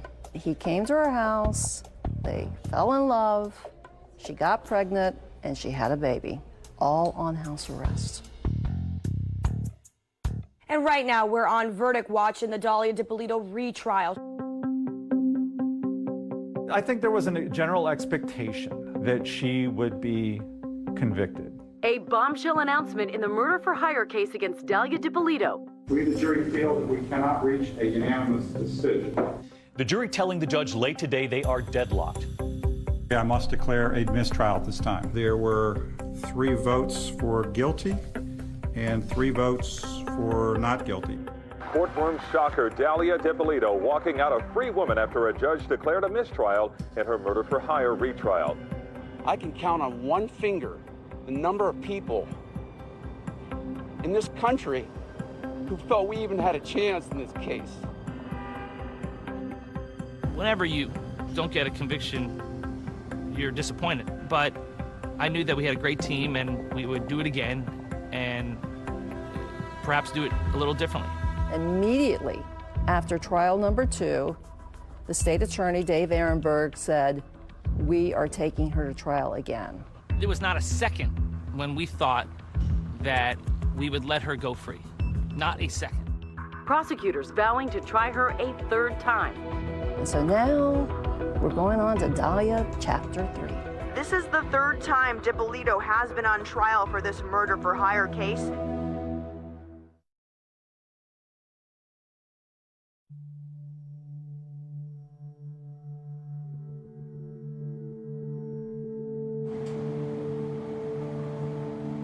Heading into the third trial, prosecutors are certainly hoping that they can finally close the book on this case. We knew she tried to commit murder, and she had gotten away with it thus far. And until we heard the word guilty, we were not going to be able to exhale fully. This is the third time Dippolito has been on trial for this murder-for-hire case. Well, the prosecutors for the third trial this time went back to the original strategy of putting on more of a prosecution. We wanted the jury to get more context. We wanted the jury to see Michael Dippolito. Introduce yourself to the jury for the record. Hi, my name is Mike Dippolito. By humanizing the victim, you impress upon them truly the importance of this case. It's vitally important that they put him on the stand. Did her arrest for solicitation to commit first-degree murder shock you? Yes. Would it work? Well, in this third trial, it didn't take long for the jury to make its decision. A verdict for the woman on trial in a murder-for-hire. Well, some say 3 times a charm, but not for Dalia Dippolito. She was found guilty in 90 minutes. I mean, we were all a bit stunned. There was apparently no doubt in the jurors' minds. 16 years behind bars. That is the sentence for Dalia Dippolito. Dalia Dippolito expressionless inside a Palm Beach County courtroom today, moments after learning her fate. Dalia's current release date is 2032. If she serves the entirety of that sentence, she'd be 49 years old when released. Dalia, in jail, heads up a Bible study group. She misses her child dearly. Her mom has stepped up immensely to help take care of her little boy. He's a preschooler, and he comes to visit his mom in jail at least once a month. And Dalia has described him as being very playful, very happy, very outgoing. She is still determined to get a new trial and to get vindicated. Dalia's attorneys have tried to get the verdict thrown out again. Her case, she tried to get her case all the way up to the U.S. Supreme Court. Earlier this year, the U.S. Supreme Court declined to hear Dalia's appeal. The Dalia Dippolito saga is finally over. The reality show is done. The last chapter has been written. We're still fighting, and we're going to file a federal brief to attempt to get a new trial for Dalia. After she left the prosecutor's office, Elizabeth Parker became Mike Dippolito's attorney and even helped get him off probation. He paid all of the restitution that was owed to the victims. Mike got engaged and seems to be moving forward with his life. How much do you love this guy? I love him a lot. It's nice. Sometimes it's hard to accept something this good's happening to you. He's very lucky to be alive. It's not been an easy journey for him. He truly thought Dalia was the love of his life. Did you ever love Mike Dippolito? Yes. I married him because I loved him. I was in a relationship with him because I loved him. And now? Now, I wish I never would have met him. Oh, I feel the same way. I wish I would have made a left, not a right. Trust me. Tonight, David Muir reporting. We take you inside 2 cases. A mother just 19 years old. She was trying to protect her daughter. She fought like hell. Another case into a beloved teacher, her whole future ahead of her. Mysterious cold cases. It gives you chills even today. Yes. What links both of those cases is the cutting-edge forensic technology inside this lab. It sounded like science fiction at the time. Can they be solved? You'll see it unfold right here as they unmask the killer in both cases. Catching the killers on tonight's 2020, The Codebreakers.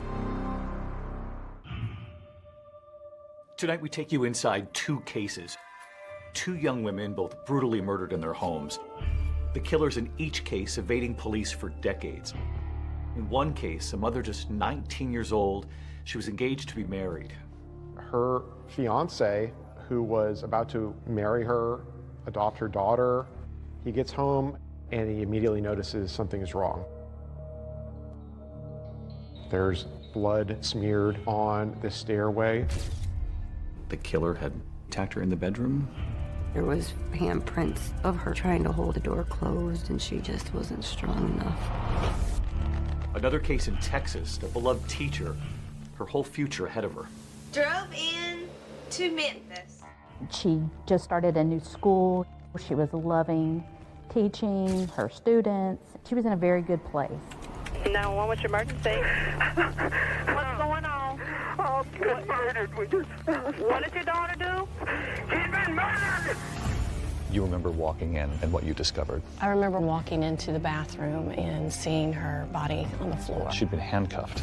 That's correct. She had been handcuffed with her hands behind her back.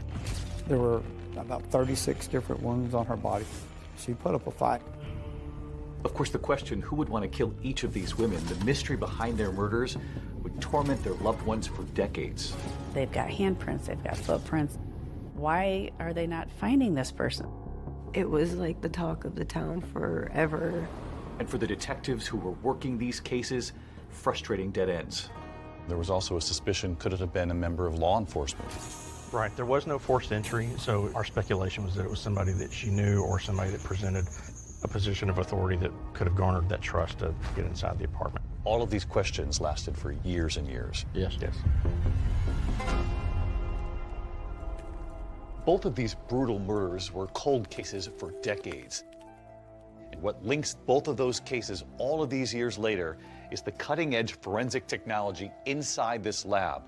Tonight you'll see it unfold right here as they unmask the killer in both cases.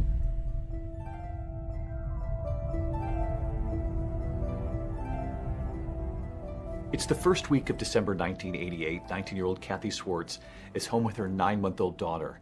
In Kathy's living room, a tree decorated and ready for the first Christmas for her little baby. She was living with Mike Warner. They were, setting up their life, although he wasn't the father of the child. They were a couple and they were trying to make their way. He definitely came in and kind of was her knight in shining armor. They were a happy little family. Mike got up around 5:30 in the morning for his job. He gets home at 3:30 and he immediately notices something is wrong. Things were in disarray. Blood up the banister. And then in the bedroom was Kathy, very bloody, unclothed mostly. He would later describe it as like the walls were painted with blood. Mike is so distressed he immediately runs to a neighboring apartment because he can't bring himself to call the police. Mike does go back into the apartment to find her daughter. Kathy's baby, who's 9 months old, dressed in pants, a shirt. She has one sock on. Her diaper looks like it's been recently changed. She was standing up in the crib when Mike walked in. This is that baby left standing alone in that crib all those years ago. She's now 36 years old. How was your mother described to you? Beautiful, happy-go-lucky. She did love like AC/DC, Metallica. She was like a little rock and roll girl. And everybody tells me that I was like her whole world. So you were 16 years old when you read the police report. Mm-hmm. It was awful for somebody to do what they did to her, knowing I was in the crib right next door. I just couldn't believe that somebody could do that.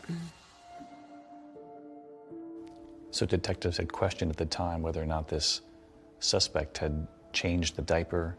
Yeah. When the police got there on scene, I was dry. I didn't have a dirty diaper on, and it was some hours I was alone. So one of the first things that investigators notice is that there doesn't seem to be any sign of forced entry, which again suggests that she knew the person who came in and killed her. She was very good about locking her doors. I would call her and I would say, hey, I'm going to come over. And I would go to her door. It was locked. And I would knock. And she would, who is it? And then she would let me in. We theorized that the assault started in the kitchen because in the kitchen there was passive blood drops on the floor. And then the smearing goes up the stairway to the upstairs bedroom. There are defensive wounds found on her hands. Her throat has been cut in multiple places. She's been strangled. She fought like hell. She was trying to protect her daughter, and she did. And the idea that this happened and you were just a couple of feet away. Yeah. Makes me mad that I wasn't old enough to help her. I'm 100% convinced she was trying to save her baby. Because I feel like she would have just ran outside and yelled, but I was upstairs. And she wasn't going to leave that apartment without me.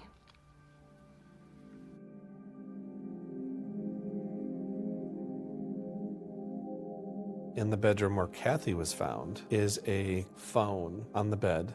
The phone cord was cut, but on the phone there was Kathy's fingerprints, and then there was also an unknown fingerprint in blood. In '88, obviously, DNA was in its infancy. The fingerprint on the phone, how significant? Very significant, because they were in actual blood, and it was not my mom's. There is a bloody footprint in the bathroom.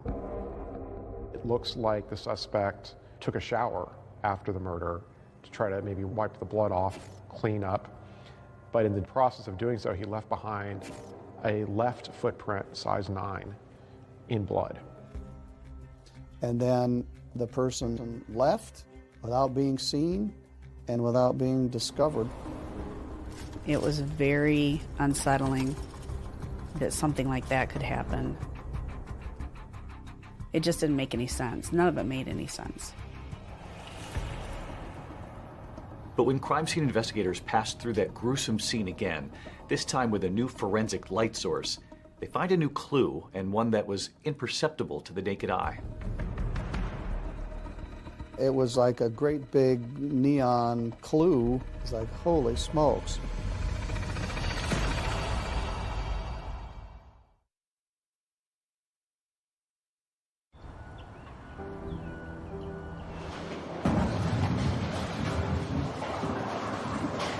South Lanes is a bowling alley in Three Rivers, Michigan. It's the social epicenter of this small town where Kathy Swartz's father ran the pro shop. After her brutal murder back in 1988, it also became a place that connected Kathy's daughter, Courtney, to her mother. I grew up in the bowling alley. I spent a lot of time there. I was raised by my grandparents. They tried to fill the void as much as they could. What were you told about your mother's absence when you were a little girl? About first grade, they had told me that a bad man had hurt my mom and she was up in heaven. And when it would thunderstorm, they would tell me that that was my mom up in heaven bowling a strike. So it was pretty cool watching the thunderstorms as I was little, because I'm like, oh, she must be bowling pretty good today. Your mother's best friend, Jennifer, has told you a lot about your mom. Yes, she has. Kathy and I were very good friends. I've known her since grade school, so we've been friends a long time.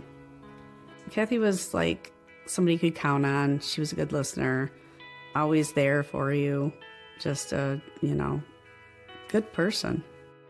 Childhood friends Kathy and Jennifer both found themselves pregnant as teenagers and formed an unbreakable bond.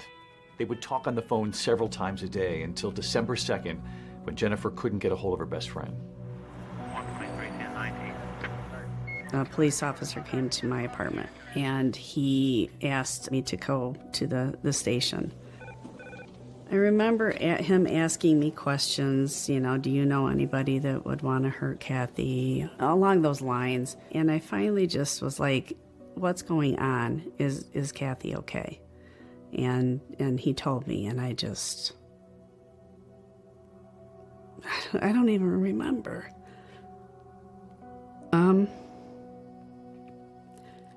I know that the first thing out of my mouth was, is Courtney okay? Where is Courtney? I do remember pictures of our first Christmas tree, and she had presents under there for me, but she never got to give them to me. We can see it's the pain you still carry with you. They were a young family just starting out. Kathy and Mike Warner had only been engaged about 3 weeks before her brutal death. And since he was the one who found her body, of course, police would have a lot of questions for him. When the police initially interviewed him, he had this kind of flat affect to his voice. He didn't seem to be all that upset that she was dead. He didn't get emotional, and that seemed very suspicious to police. I can't imagine, walking into that scene and what that does to somebody. There was polygraph examinations that were done with. We were able to verify that he was at work in Sturgis all day long, and there was no way he could have came back to Three Rivers to do it. I had no doubt in my mind that he didn't have anything to do with this. And I knew it in my heart. No, he loved her. She and Courtney were his world. I go by Judge Jeffrey Middleton now, but at the time of this, I was Chief Assistant Prosecuting Attorney. We would have maybe one homicide a year, not a young woman killed alone in her apartment during broad daylight.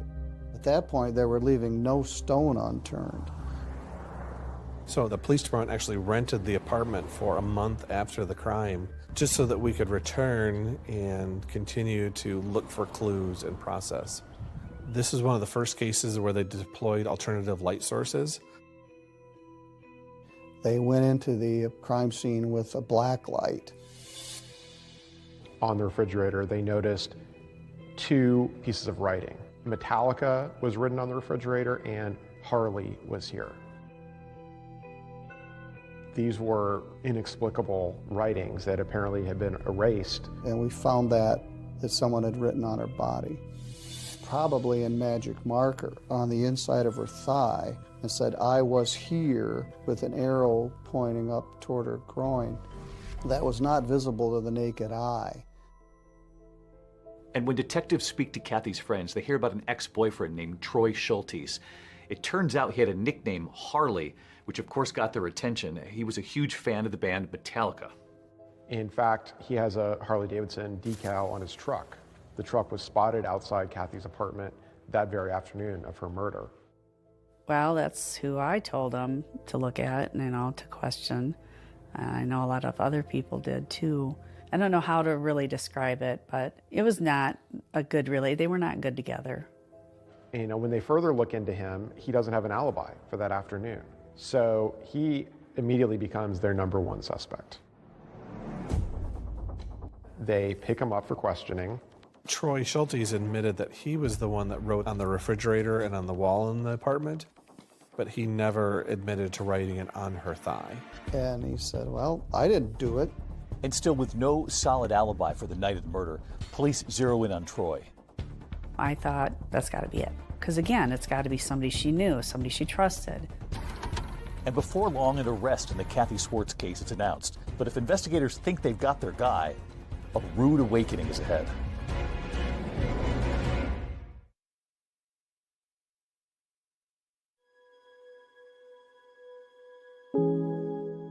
Kathy Swartz's daughter, Courtney, the baby left standing in her crib after her mother was brutally murdered, is a mother herself now. Why are you breaking everything? And she and her 4 children have stayed in Three Rivers, Michigan, finding comfort in a mother that she lost when she was just a baby. I do bring the kids out here for like holidays, her birthday, but I also do come out here a lot by myself too. Back in 1988, police believed they found the perpetrator who brutally murdered Courtney's mother, the man whose nickname was scrawled across her refrigerator, her ex-boyfriend, Troy Schultes. You know, you look at that and you think, well, that's somebody leaving a calling card behind that they were there. Without any kind of solid alibi and now under a cloud of suspicion, Troy is arrested, he's charged, and he pleads not guilty.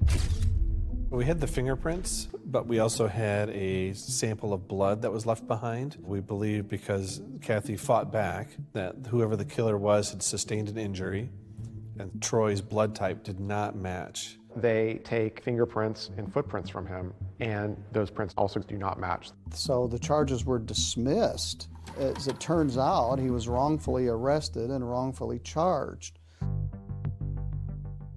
So with the investigation now back at square one, the Three Rivers Police Department, they refocused on matching the fingerprint and the footprint found at the crime scene to the killer. We had fingerprinted and footprinted so many individuals that had been living in Three Rivers at that time, and none of them were a match. I thought we would solve this quickly. So the first month passed, we didn't know, 3 months passed, a year passed, and it wasn't solved. Police even looked at similar crimes that had taken place elsewhere in the area. They took fingerprints, footprints. There was no match. And the case got colder and colder. And as DNA technology improves, law enforcement, they continue to work the case. We fast forward to 2012. We're going over the evidence again. The fingerprint that they had found on the phone was in the suspect's blood, and it was still in viable condition to obtain a DNA profile from that. And we enter it into CODIS. We think that's going to give us a hit. And of course, it doesn't. As the years continue to pass, the mystery and the collateral damage for this whole community only grew. The town was haunted by this. Did you feel the eyes of the town on you as you were growing up? Yes. And I was the baby, so like everybody wanted to take care of the baby, and you know, like it's still that way. When you don't have answers, you just have questions all the time. But it definitely changed me. It really changed me. I slept with a machete under my mattress for years. So every December 2nd represents another year without justice for Courtney and her grandparents. Today, the family is together remembering Kathy on the anniversary of her death. It's hard.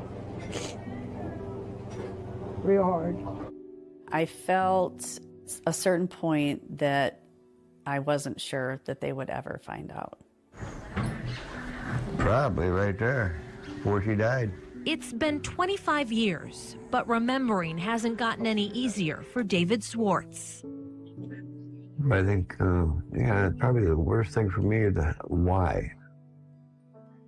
Why? Why did it have to happen like something like that?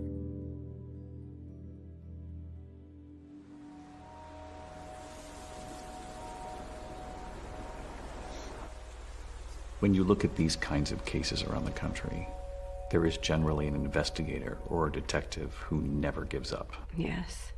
And in this case, it was Jeffrey Middleton. Yes. He's a great guy. What was it, do you think, that kept him going on this case for so long?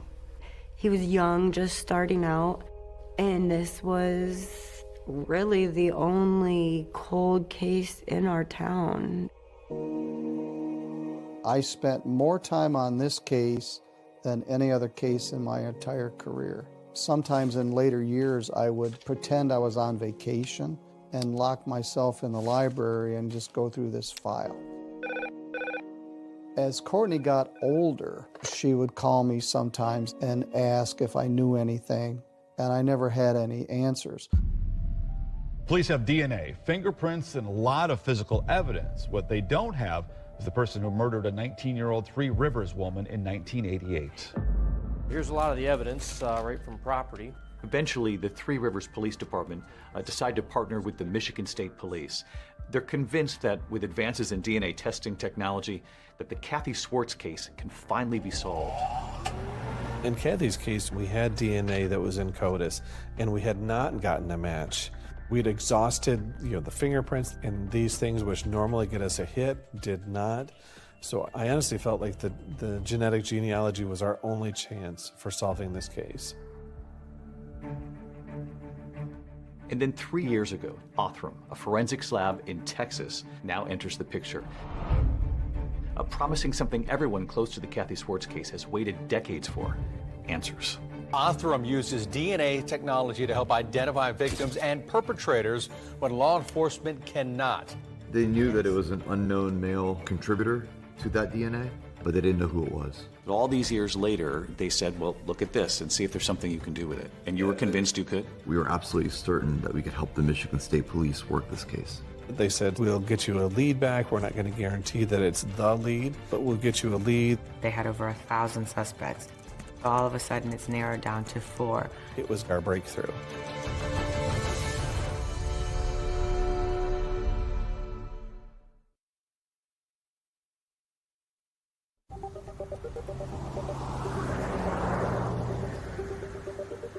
In 2022, a package containing DNA, that single bloody fingerprint from Kathy Swartz's pink phone, arrives right here at this building just north of Houston. To the outsider, it looks like just another office building, but what's actually happening inside, in these labs, is now changing how investigations across this country are being solved. This is the headquarters of Othram, a cutting-edge forensics lab that's been mentioned in some of today's most talked-about criminal investigations. And Othram has been credited by law enforcement with helping to solve cases that have been unsolvable for years now. How are you? It's good to see you. Good to see you. How are you? Yeah, Thank you. Welcome to Othram. David and Kristen Middleman are the husband and wife team behind all of this.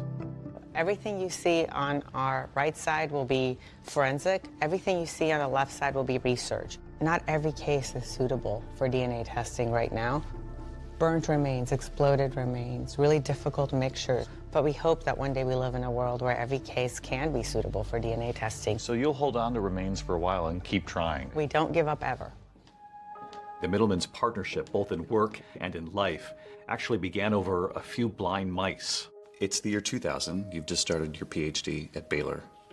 You're doing a study on mice? I was. And there was another young scientist.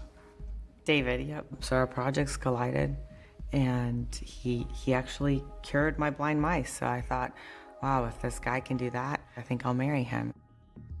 David Middleman had worked in biomedical research for years before realizing that law enforcement was relying on a limited form of DNA testing. He knew that better technology was available, but said it just wasn't being widely used out there.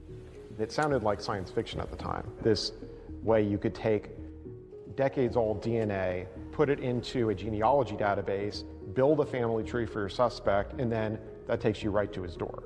That was pretty amazing. You start to think, wow, this is really an unused tool here for law enforcement. Yeah, it felt wrong that there were tools available, and yet there was this piling up backlog of cases that were unsolved. So at one point, you turn to Kristen and you say, I want to start my own lab. His words were, let's build a forensic lab of the future. And my words were, what? Who's going to give you evidence? You thought from the very beginning, who's going to trust us with this? 100%. I said, I don't think people will come. And he said, well, I'm going to build it and we're going to see. Within a year, he was solving cases almost every week. And the more cold cases they closed, the more publicity they got. and police departments around the world started sending them cases. It's just grown exponentially. In terms of publicly announced solves, Othram is #1 in the world. That includes homicides, rapes, unidentified bodies that they've been able to give names to. And Othram's reputation now for cracking these cold cases using DNA evidence and forensic genetic genealogy is what actually led Michigan detectives to send that 30-year-old DNA to this lab. In the Kathy Swartz case, this DNA was how old when it got here from that pink phone? It was decades old, and in spite of being so old, the DNA was still intact and usable for testing. So you knew right away this was suitable, and this was just his DNA, the suspect's. Yeah, the DNA was a single unknown male contributor. It's a small sample, but in spite of that, there's anywhere from hundreds to thousands of cells worth of DNA. So if you touch David's hand, how much DNA, how many cells have you left there? Hundreds of cells. Hundreds of cells on his hand, and sometimes you're dealing with 10, 15. Even less. From years ago. Yeah. And still able to solve the case. It's a very, very sensitive technology. In this Kathy Swartz case, you've chemically labeled all the different parts of the DNA in this room right here, and what do you do with it from there? It is now ready to actually be read. This particular DNA sequencer is one of the most powerful sequencers This on here Earth. with the green? Yes. Give me a comparison to what authorities used to have to deal with. What would the DNA sequence reveal versus what you can reveal with the DNA sequencing from this machine now? Sure. So for the last 30 years, people have used a different kind of DNA testing technology that can measure 20 data points in the DNA. This machine actually can read out the entire sequence. So whereas you might get 20 data points in the earlier versions of this technology, this machine could give you anywhere from 100,000 to 1 million data points. 100,000 to 1 million? 100,000 to 1 million data points. So now that you have this sequencing that they just didn't have access to years ago, in this particular case, for example, what do you then do with that? So with the data file that comes out that might have 100,000 to 1 million DNA markers, you can do a lot more, including genetic genealogy and that search for distant relatives. You're taking what in many cases is a very old DNA sample from these cold cases. You're expanding the DNA sequence, but you're also able to take that information now and put it up against vast public data now, because families and relatives and third cousins and fourth cousins have put all of this information out there, and it would seem that this might unlock cold cases everywhere. Correct. At that point, Othram's in-house genealogy team takes over to build a family tree for the suspected killer of Kathy Swartz. These types of crimes going unsolved have a ripple effect across society, not just the victim and the family not having answers, but the law enforcement that worked the case for decades, consumed by a case they can't solve. Finding those investigators and then gaining their trust is what Othram says has been critical to their success in helping to crack these cases. In those early years, you have no background in law enforcement. Are you essentially making cold calls to police stations? I spent my time almost exclusively talking to law enforcement. You live in Texas, and you know if you want to land a case in Texas, you got to get to the Texas Rangers. But how did you convince them that we've got a tool here? Well, the one that I've done the most work with is Ranger Brandon Bess. Brandon Bess is almost out of central casting for a Texas Ranger. He's this imposing man with his white hat. When David Middleman founded Othram, nobody had heard of them. And when Bess visited in 2019, he was really kind of taken aback. David walks in this room, and it's to speak to David's confidence in that he's wearing a t-shirt that's about 2 sizes too small. He's wearing jeans that have holes in them. It looks like he hadn't slept in 14 days. His hair standing up. I have instant respect for him because I can tell this is a guy that doesn't give up. Bess came away impressed. He heard about the opportunity to solve a cold case, and he thought, let's team up. And he had one case in mind. They told me it was the most heinous thing that had ever happened that was unsolved in Beaumont. That other case, that young school teacher, 31-year-old Catherine Edwards. 911, what's your emergency? Get me the police, please. What was unique about this case? The victim was a school teacher, well liked by everyone. And there was no sign of forced entry. So it's a very odd situation. It didn't add up. This is a crime of violence, a crime of passion, a crime of control. It gives you chills even today. Even today, yes, even today. Either it was someone that she knew or someone that presented themselves as an officer. It was almost like whispered in the hallways, it could be one of our own.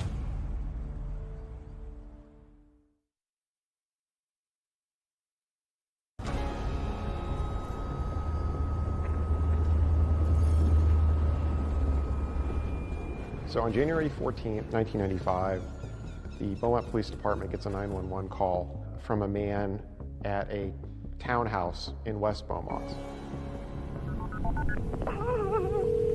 Oh, Jesus! 911, what's your emergency? Oh, get me the police, please. He had found his daughter in the second floor bathroom, slumped over the tub. Okay, ma'am, what's going on there? Our daughter has been murdered. Okay, what happened, ma'am? We came over here and found her. She's handcuffed. She's been tortured. Please send someone. We're sending someone. Don't hang up, all right? Okay, is there anyone else in the house? My husband is here with me. Okay. We found her. That woman was Catherine Edwards, and she's a teacher at a local elementary school. She was supposed to have plans with her sister and family for lunch. When she didn't respond by phone call, they went by her house and found that her car was still there. Got inside the house with a key. Her father said he grabbed her and pulled her over and rolled her over to look and see if there's anything he could do. He was crying hysterically. Get the police and an ambulance. To listen to the emotion in those calls, you know, just gut-wrenching. In my 30-plus years, I'd never heard anything like it. Dad covers her with a towel. Police show up. There's one officer by the name of Carmen Brown. She shows up first, and she secures the crime scene. And that officer, Carmen Brown Apple, says the memory of her entering Catherine Edwards' townhouse has played over and over again in her mind for decades. You remember walking in and what you discovered? I remember walking in and going up the stairs, looking first into the bedroom that was very much in disarray. What did you find as far as the bedroom and the bathroom?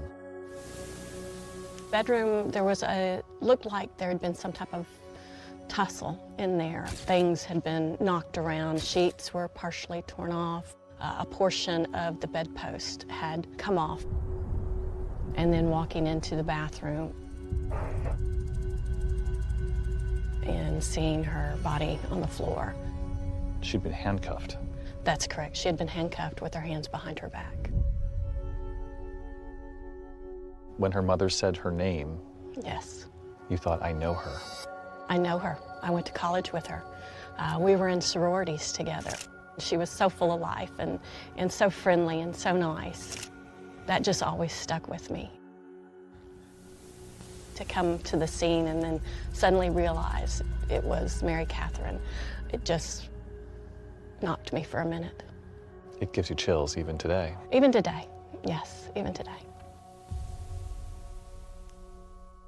She is not your typical victim by any stretch of the circumstance. It was an extremely unusual case.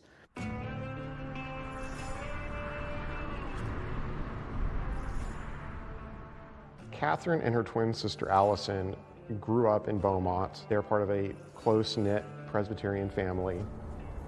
They both attended Forest Park High School and then Lamar University, which is in Beaumont. And they both became school teachers at the Beaumont Independent School District. Catherine and her sister were extremely close. When you talk about Mary Catherine and talk about Allison and look at them, I mean, they are identical twins. You can't tell them apart. They both had students come up to each other in the grocery store thinking they were the other twin. Investigators learned that her sister Allison was likely the last person, aside from the killer obviously, to see Catherine alive. Allison would tell detectives that her twin sister arrived at her house after work to pick up her beloved beagle, Maggie. She came by, visited with her sister, went home. From what we can tell, she had had a glass of wine and just kind of was relaxing and about to go to bed. And I think the last time she was heard from was about 8 o'clock that night. One of the neighbors told police that he heard someone clomping down the stairs overnight on the night of January 13th. There was a 12-year-old boy and his dad that were staying with some friends that were right next door to Catherine Edwards' townhome. He heard somebody run down the stairs and then a door slam, and a little while later a car sped off with loud music. There were some other neighbors that heard some loud banging. It lasted for 60 to 90 seconds. And they said they never heard a scream, so they just figured that something else might have been going on. They had no idea that there was a murder taking place next door. Crime scene investigators found that there was no sign of forced entry, which is significant because it either meant that Catherine had kept her door unlocked or had potentially recognized her killer and let him in. Of course, in these cases, it's standard procedure for investigators to look at those closest to the victim. And really, from the beginning, her ex-boyfriend is seen as a prime suspect. But critical evidence from the scene actually points in a different direction. The crime scene investigators at the time also collected a lot of evidence from the house, and one of those pieces of evidence being the bedspread. Investigators found semen on Catherine's bedspread and from the rape kit. We've got some DNA here. Now we just got to match it. The DNA actually doesn't match her ex-boyfriend, and he's now cleared in the case.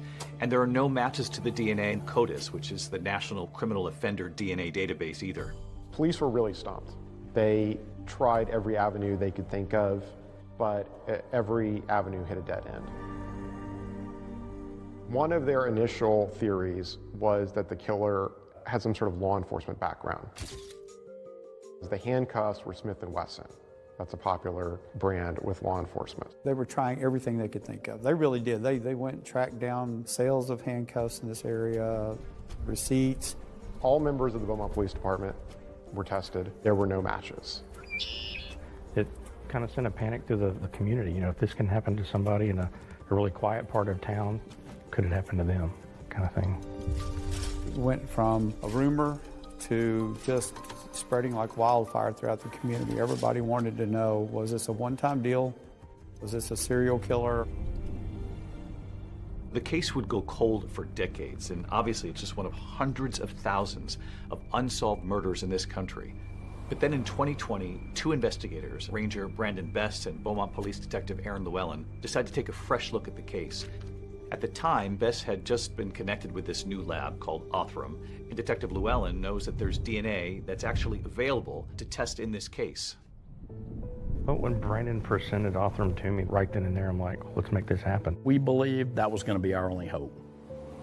The last hope for answers, the DNA evidence from the murder of that elementary school teacher, Catherine Edwards, is now headed to Othram for testing. Bloody fingerprint left on a phone and a footprint. And in the case of that Michigan mom, Kathy Swartz, what new lead is about to be uncovered right behind this glass? You'll see right here tonight how both cases are about to crack wide open, sending investigators across this country to find the killers they've been searching for decades. The person that did it was in the 10,000 pages of police reports. You have all these puzzle pieces, but if they don't all fit together, you don't see the picture. I want you to think about the next words that come out of your mouth. I want you to think very hard about that. We felt like we had a home run right then and there. And they said he was like a godly man down there. I was like, wow, we're going to get some answers.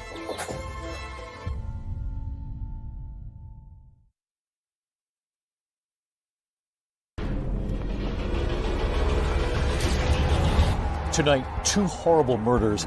I just felt awful. And now a survivor who lived to tell. I was just like, I can't tell him. I'll never tell anybody what happened. What did your daughter do? She's been murdered! It gives you chills even today. Even today. That someone had written on her body, on the inside of her thigh, and said, I was here. But only one way to solve them after years of going cold. I honestly felt the genetic genealogy was our only chance. But all these years later, they said, well, look at this and see if there's something you can do with it. It's his fingerprint, it's his bare bloody footprint, and it's his DNA. It turned into a massacre. The floor goes out from under you. I'm like, like, no way, this cannot be happening. He said, your sister's dead, your sister's dead. There's two people that know that story. You're one of them, and she's the other. And she can't talk. Without the DNA, the story doesn't matter.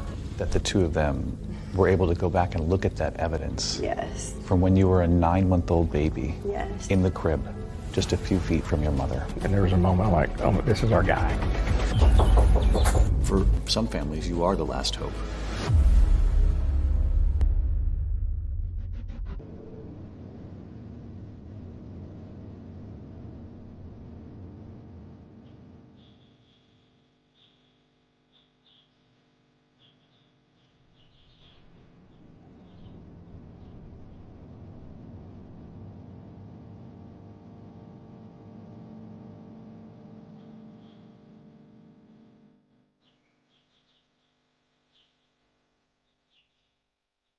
Courtney Swartz's childhood was clouded in mystery.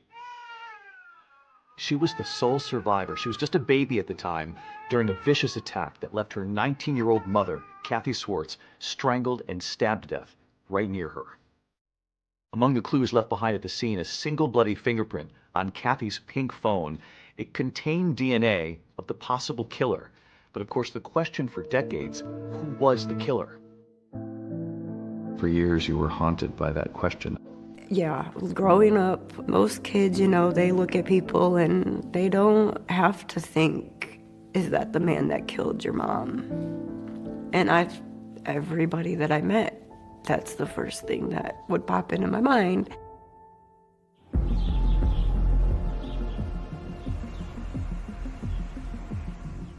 This is the original file from 1988. When you have your files in a cold case, the killer's name, it's in there somewhere. The profilers really believed that whoever it was would return to her gravesite. And for years, that was part of our initial rookie training program was, this is Kathy Swartz's gravesite. If you see somebody at that gravesite, you need to stop and identify them because they could be a prime suspect in the murder.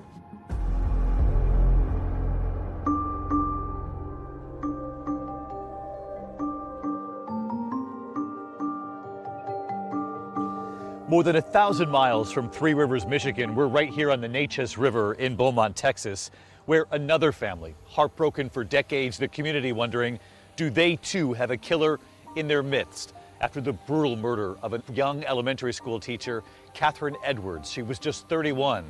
And detectives here wondering, would they ever have the tools to solve this case? You know that every day that you don't solve that crime is a day that you're not going to be able to bring that perpetrator to justice. This certainly is a scene that has always stayed with me. And you retired, and when you left the force, at that point it had not been solved. That's correct. Every now and then someone would dust off the case file and start looking at it with fresh eyes, and I always thought maybe this time something will spark and we'll catch whoever did this. It would turn out that spark, the one that would finally reignite the whole investigation into the murder of Catherine Edwards, was actually coming, thanks to a major leap forward in forensic technology.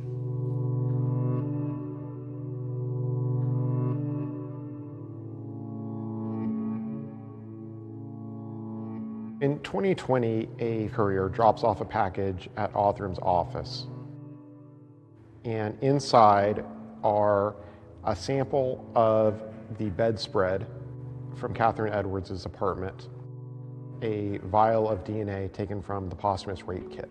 Othram technicians take a look and they build a genetic profile of their suspect. Investigators now have a human profile that can actually be searched in public databases to try to find possible family members across this country. And to do that, you need a genealogist to connect the dots. And Beaumont detective Aaron Llewellyn didn't have to look far for help.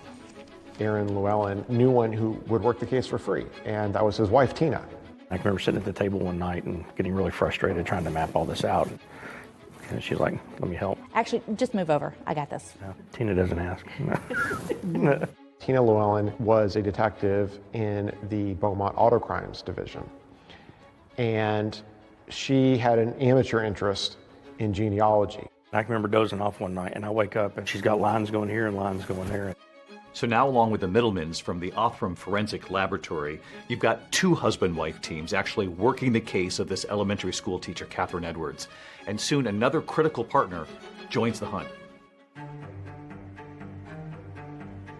When Tina Llewellyn is looking through the matches to their suspect, these are distant relatives of the suspected killer, she notices that a lot of them are clustered in Cajun country in Louisiana. And the same contact name keeps popping up. This woman named Shara LaPointe.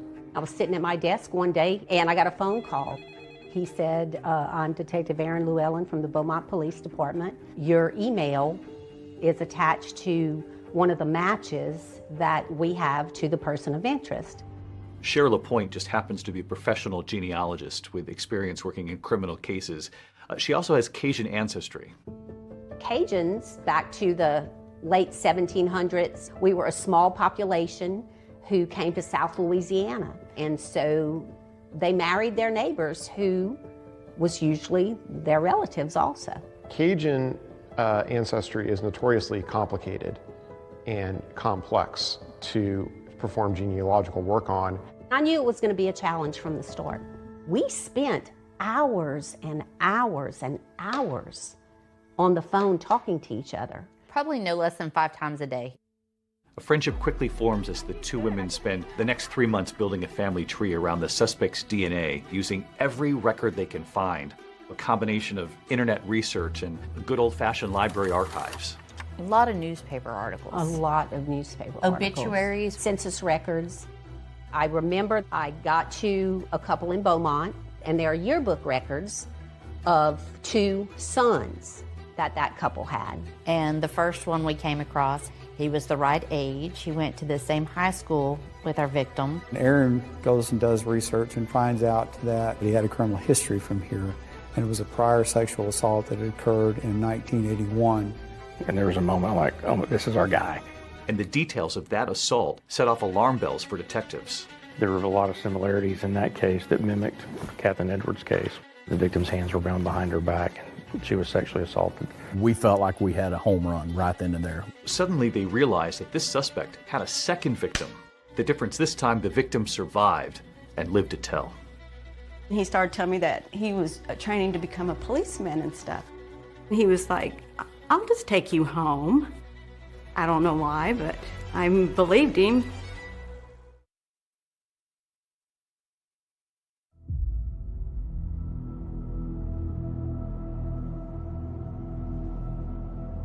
So all these years later, investigators in the Catherine Edwards case, the school teacher who was brutally murdered, now think there might have been a second victim of the suspect who is still alive, Paula Bledsoe Ramsey. I was 19. There was a new country western bar that opened up. I really didn't want to go that night, but I'd promised the other girls that I would go.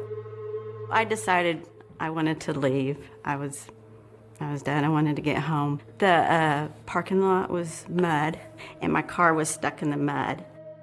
I just thought, I'll just walk to the gas station and call my mom.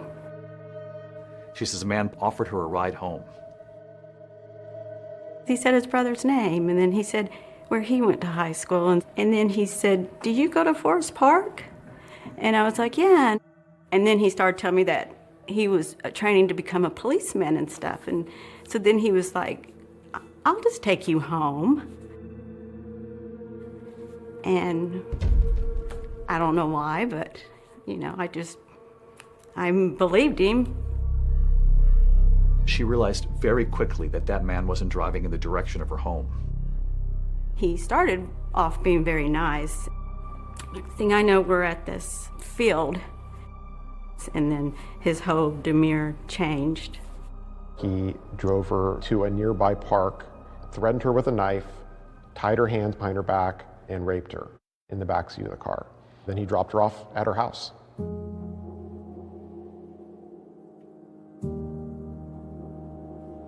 I just felt awful and shameful, and I was just like, I can't tell him.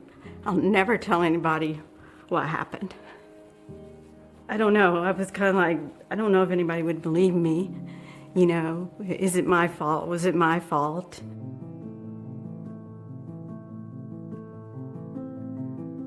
Paula said she summoned the courage about a week later to tell police what had happened. They would soon tell her that they identified the man who attacked her, and it turns out he wasn't a police trainee. He was a 21-year-old salesman in Beaumont. He said, yeah, I did it. I just got carried away. She said that the prosecutor talked to her, said, you know, this is his first offense. We want to plead him to an aggravated assault. She didn't understand what that meant other than he was pleading to a felony and for assaulting her. And so she agreed to the plea bargain agreement. I think today they take it more serious than they did back then. I wanted him to be punished. I think I was just pushing everything down and just trying to focus on with life.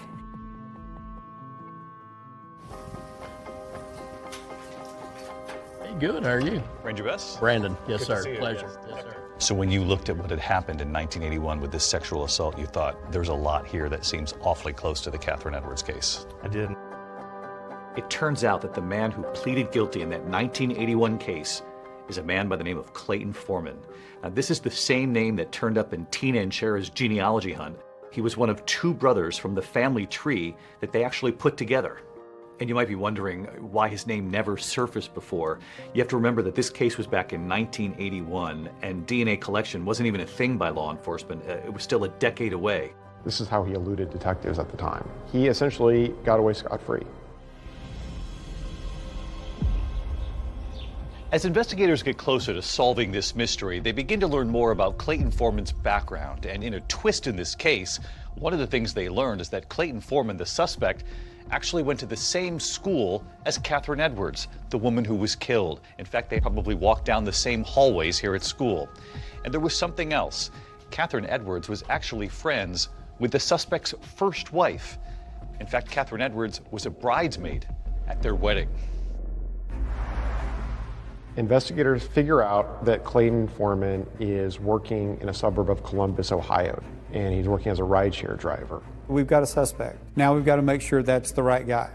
So they go, they pull the trash can, they get some plastic silverware from takeout and some other things from the trash can. So you tell the FBI what you found, and they gather some trash at the suspect's home in Ohio. Correct. They shipped that down here to me, and then once I went through it, I coordinated with our lab here in Texas to see what items would be best to test, and they compared it to the evidence that we had. And we got the call. This is our guy. This is a match. Of course, we're chomping at the bit to get there to Ohio.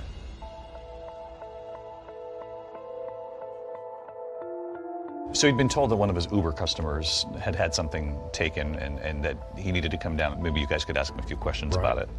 That's not what you were going to ask him about. No, not at all. What we're here about is we're cold case investigators. You want that shock and awe factor. You want him to walk in the room, you want him to see a guy with a cowboy hat on, and he knows that this is not someone from Ohio. We're asking you to visit with us about a crime that we're investigating, okay? You don't have to talk to us at all. He thought we were there just following up on an old case, like, hey, these guys, they don't have anything. They're just asking me all these questions in case they do one day. I don't think he had any idea that we had his DNA. So the crime that we're looking at is the murder of Mary Catherine Edwards. She was murdered in 1995. She and her sister, Allison, were actually in your wedding. Right. And 1982. Were you aware of the crime even? No. You didn't know that Catherine Edwards was murdered? No, sir. Did not. Wedding night only would have been the only time you've seen her? Probably so. Okay. Never, obviously, had sex with her? No. Never? Never. Did you ever go in her house at all? Any house that she ever lived in? No. Clay, I'm going to level with you. Okay? Right here and now, and I want you to hear me real close. All right, sir. What I'm going to tell you right now is your DNA was on Catherine's bed and was inside Catherine. Okay. I mean, I don't know how I got there, but per se it was there. There's only one way for it to get there. Okay. And that's by you putting it there. Okay. There's two people that know that story. You're one of them, and she's the other. And she can't talk. Mm-hmm. What I asked you is, now, to be honest with us completely, And tell us, how did that happen? I'm not going to say anything. So if I need an attorney now, You probably need one, or you do need one. I'll need an attorney. After he makes it outside, that's when we execute the arrest warrant and arrested him. You showed up with the handcuffs that he used on Catherine Edwards. We did, and got to put him on him after we got through interviewing him. Did he know that those were the handcuffs he used? He was told. New developments tonight on the murder of a beloved Beaumont teacher. So finally, 36 years after Catherine Edwards' murder and arrest, the team can now return to Texas to prepare for trial. And in South Carolina, another team of investigators, they're now chasing a promising lead in their case because of this new technology. The murder of Michigan mom Kathy Swartz, whose daughter has gone so many years without answers. At what point did hope return for you? I got a phone call from Sam Smallcombe, and he said, we may have the guy that killed your mom. How can we help you?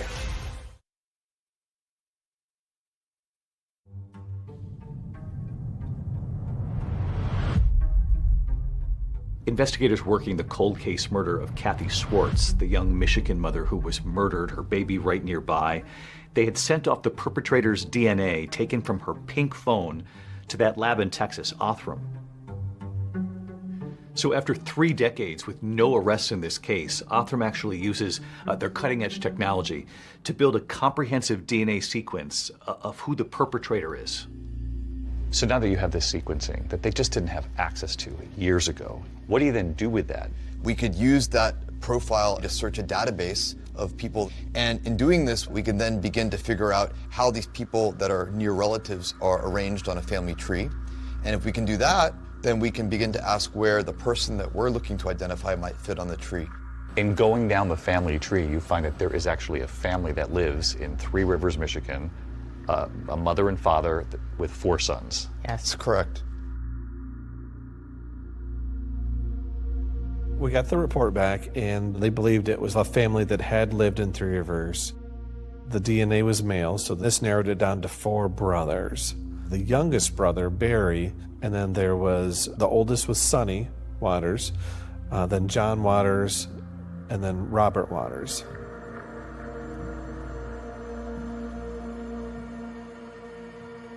We were very excited because now we have leads to run off from. We were very quickly be able to eliminate Barry because his DNA that was in CODIS. And they're able to rule him out, so they take him right off the list. Detectives then track down 2 more of the Waters brothers, who both quickly agree to turn over their DNA. 1, 2, 3, 4. And with that DNA, they're able to eliminate them as well, which just left Robert Waters. Robert Waters was married, had a couple of children, and had been living in Beaufort, South Carolina for quite some time. He was a local business owner and had a plumbing business. And from what detectives can tell from looking at his wife's Facebook page, Robert Waters appears to be a happily married family man. All right.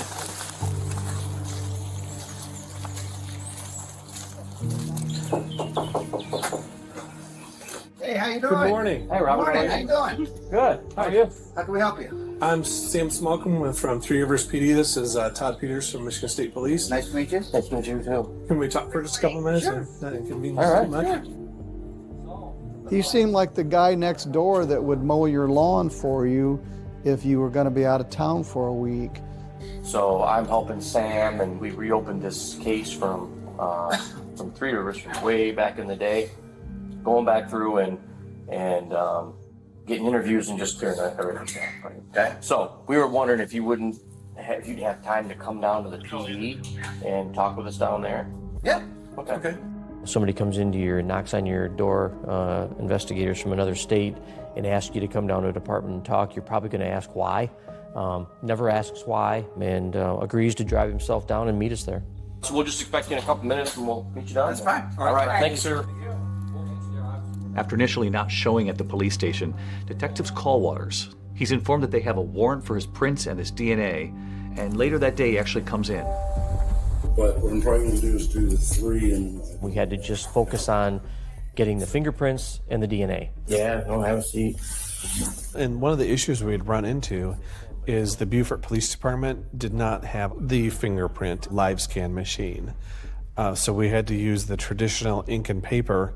Hang on for just a second. I gotta take a call real quick here. Yes, sir. Hey, sorry to bother you. We're struggling with this print here. Unfortunately, at that police station, they're having trouble actually getting a clean print from Waters. You wanna come get your fingers dirty again? We're gonna try to do it on just card stock. Okay. So we rolled them a second time, sent those back. Never gets upset about it, never gets worked up about the time. We're going to go flat down. He still just willingly, I guess, hung out with us. So you've got the detectives now waiting for a definitive answer from the lab in Michigan. So they spend the next 5 hours actually making small talk with Robert Waters. If you like seafood. Yep, I do. You will like that place. We talked about our families, his family, plumbing and remodeling houses. You would never guess by looking at that guy that he was concerned about why he was there or the outcome of it. All right. Okay. I just wanted to tell you, we did submit the print that we took from you earlier.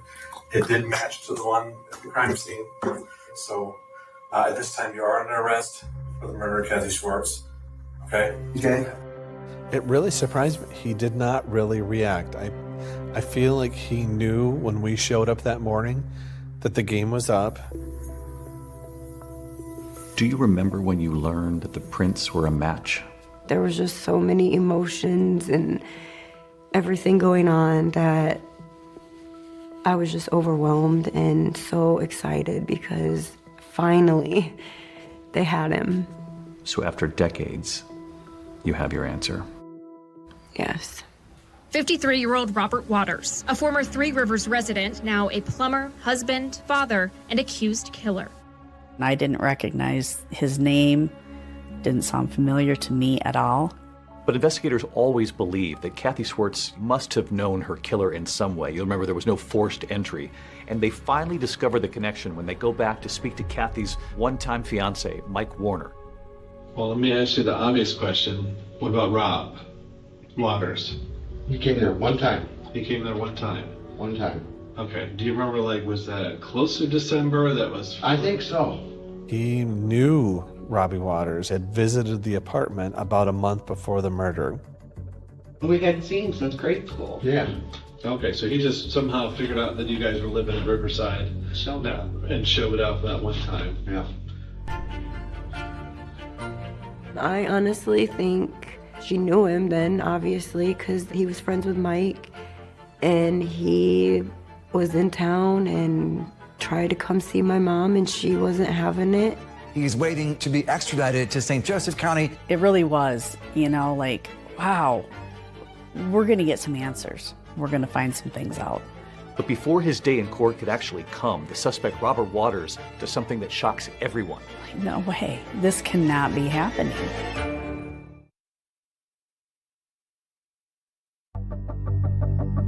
A major breakthrough in a cold case murder out of Three Rivers. Investigators say they have finally arrested a suspect. His name is 53-year-old Robert Waters. Those too tight? No. The plans were already in place. He had waived extradition, so he knew that he was going to be brought back to Michigan.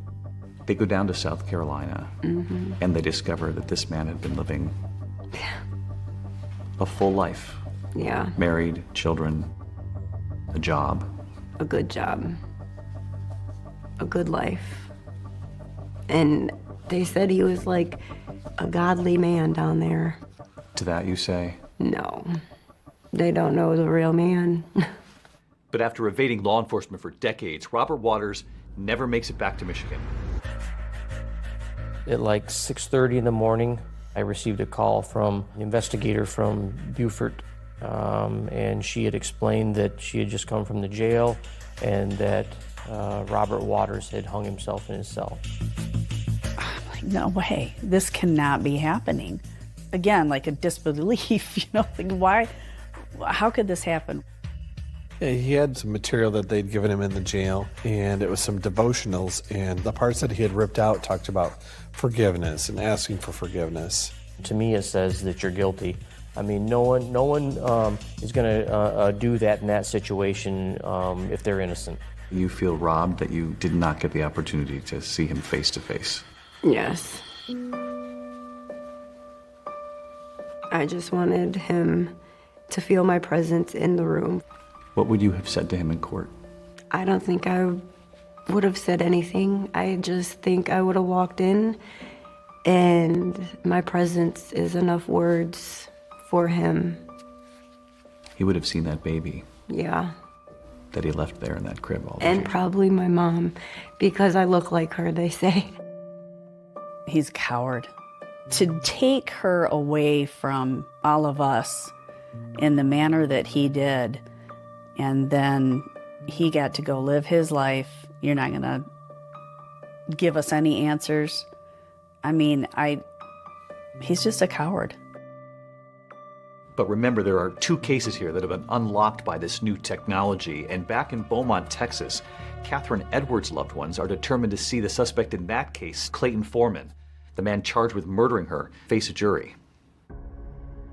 Clayton Foreman goes on trial in March of 2024 in Beaumont. He is charged with capital murder. Clayton Bernard Foreman, how do you plead to the indictment, guilty or not guilty? Not guilty. There were family there, there were friends there, there were former students of Catherine's that were there to see that justice was going to be served. Prosecutors begin by playing that 911 call Catherine's parents made for the jury. Police, please. What's going on? I found my daughter murdered. That 911 tape was very impactful to start the trial off with. That really gets you involved and to know that something horrible happened. You know, Catherine's parents did not live to see the man accused of killing their daughter arrested. So this is left now to the twin sister, Allison, to tell jurors about her sister. Are you related to Mary Catherine Edwards? Yes, she was my twin sister. Allison is now 60 years old, and she offered really powerful testimony about growing up with Catherine. She just was always very nurturing and loving to people. And if anyone had a problem, they would come to her, and she would talk to strangers and make friends with people and compliment people, and just was an amazing person. Allison recalls the afternoon where her sister's body was discovered. Catherine just never showed up to this lunch. So eventually her father, Lum, agreed to go check on her. And my dad answered the phone. And he was frantic. And he said, "Your sister's dead, your sister's dead." And it was just heartbreaking to see. I mean, her twin, identical twin, is what she would have looked like today if she was alive, and there she is up on the stand testifying. And the emotion and the love and the hurt, all of it came out and was so impactful with the jury. Allison said when Catherine died, she thought her parents died a little bit that day too. It was horrible. They were never the same. But we decided as a family after that happened that we were gonna not let what happened kill us too, and that we were gonna live to honor her, and that's what we always did after that. In a heart-crushing moment, Allison shares with the jury how she honored her sister after her death. 4 years later, I had a daughter, and her name is Catherine. Catherine Ann, after my sister. And she never got to know her. My oldest was 9 months old, and she was her godmother, and she never got to know her either. You can know the case inside out, but until you see somebody testify and see the raw emotion that's going on, that was raw emotion that they relived on the stand. Excuse me, thank you. The prosecution's next witness is about to detail the surprising connection between Catherine Edwards and Clayton Foreman. And you got married to a person by the name of Clayton Foreman. Yes. What she's about to tell the jury about his reaction to Catherine's death. It dumbfounded me.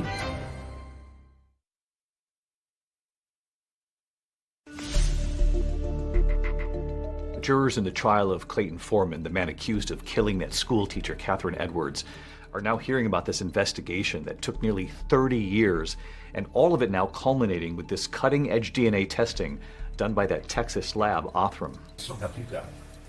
Please have a seat. I was very eager to get to the courtroom. I work at Othram. We'll do the testing, and it will result in the building of a DNA profile to generate new leads in the investigation.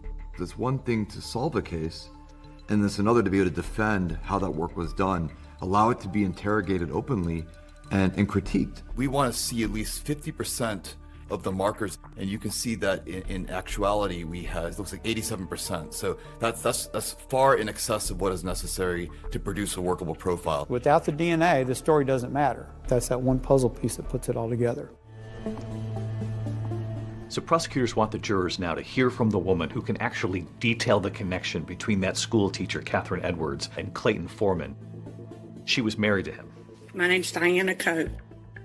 And remember, Catherine Edwards and her twin sister were actually bridesmaids at the wedding. Were they friends of yours in high school? Yes. She also testified that while she was married to Foreman, she actually discovered something unnerving in his car. You had found a briefcase in the trunk of the defendant's car, is that correct? That's correct. All right. What was inside the briefcase? There was a gun, a set of handcuffs, and some horrible pornographic material. Okay. Regarding the gun, was there any reason for him to have a gun that you knew of at the time? No reason. I mean... Is there any reason that you knew of that he would have a pair of handcuffs in the back of his trunk? No. Did you ever talk to him about that? No. I didn't know what he would say. I didn't know what he would do. And later, when questioned by the defense, Diana said she never saw the briefcase again. She also recalled an odd conversation that she'd actually had with her ex-husband about Catherine and her twin sister. He had told me that in high school, he would see them in the hall, and he always thought they were so cute because they were twins, and he felt as though he wanted to make sure he protected them. After 11 years of marriage, Diana and Foreman divorced, but they continued to stay in touch. And she tells jurors how 2 years later, in 1995, she actually called her ex-husband after finding out that Catherine had been murdered. Was that very upsetting to you? Yes. When you told him, how did he react? He didn't. It was very shocking to me. It had like no feeling whatsoever, and just basically was like, oh, really? And it dumbfounded me. Excuse me, thank you. And there was one more witness jurors would hear from, Paula Ramsey, Foreman's victim from 1981. It had been decades since Paula had even heard the name of the man who assaulted her. It was a Friday, and I was at work. My phone rang, and it said Beaumont Police. This emotion came over me, and I was like, what, is someone messing with me? And on the other end of the line was Detective Llewellyn. He said he's a suspect in a murder. And that's when he started telling me about the DNA. And he said, it is a cold case murder. And I was like, you don't even have to ask. I will go.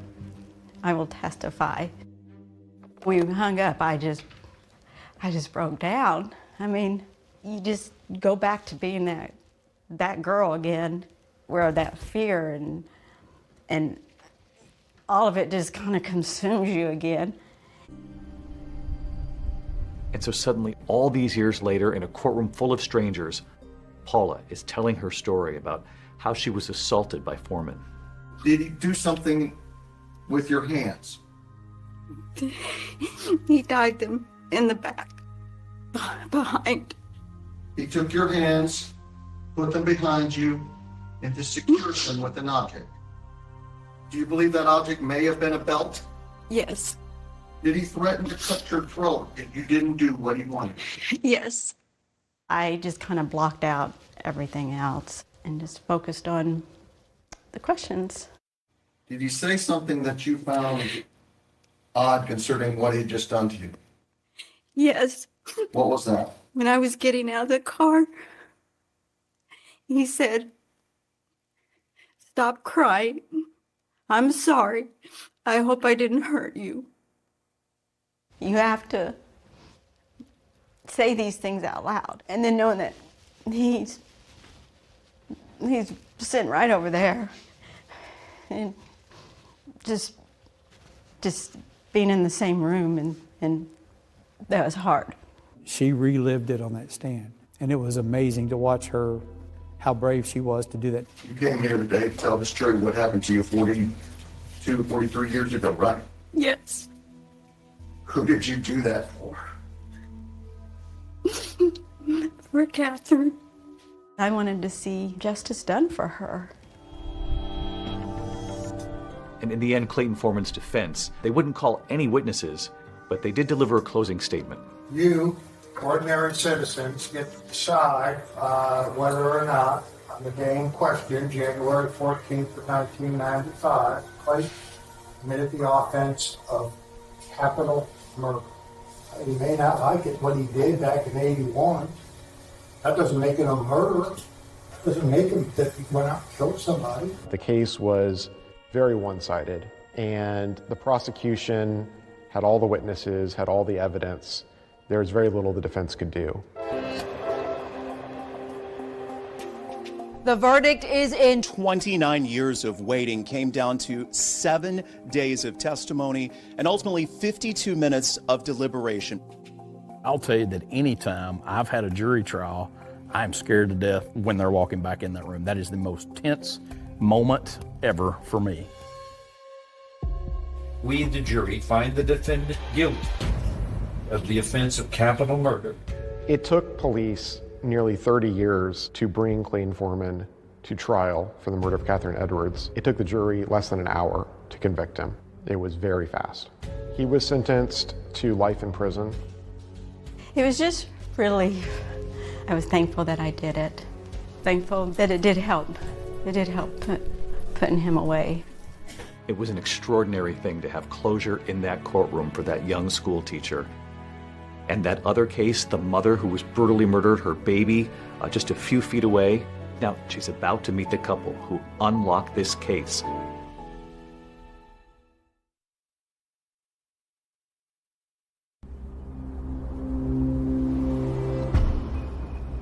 As we stand here today, all these years later, it's so peaceful and quiet here. It's hard to imagine what played out behind us. It is. Thankfully, the detectives worked very, very hard on this. And never gave up. Never gave up, and they solved it. Detective Llewellyn called me, and he said, "Hey, Carmen, you remember how you said you always wanted that case solved before you retired?" Well, I know you've retired, but I think we got him, and he did. I can see the satisfaction on your face. Justice after all these years. After all these years, absolutely. Justice, finally, for that elementary school teacher, Catherine Edwards. And in the second case, justice as well for Kathy Swartz's daughter, Courtney. Hi, Courtney. Hello. Hi. So these are the two who helped solve the case. Hello, Kristen.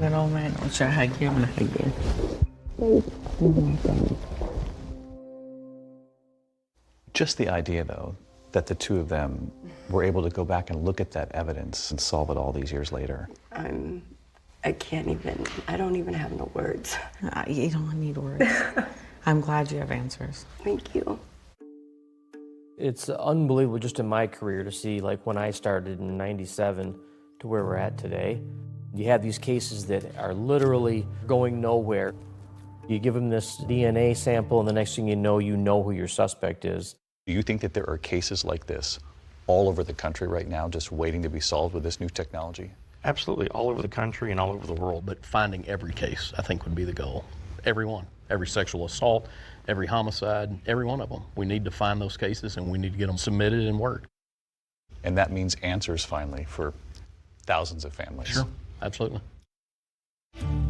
There are tens of thousands of little tubes of DNA in crime labs across this country, and all of them have answers. I think we're going to live in a world in this lifetime where there are no unidentified victims, victims that are named voiceless, where perpetrators are caught the first time they commit a crime. For some families, you are the last hope. For many. I don't believe in closure when you've gone through something as horrible as one of these violent crimes, but I do believe that truth allows you to turn the page. I have been living with this for 36 years, and these people, they took their time.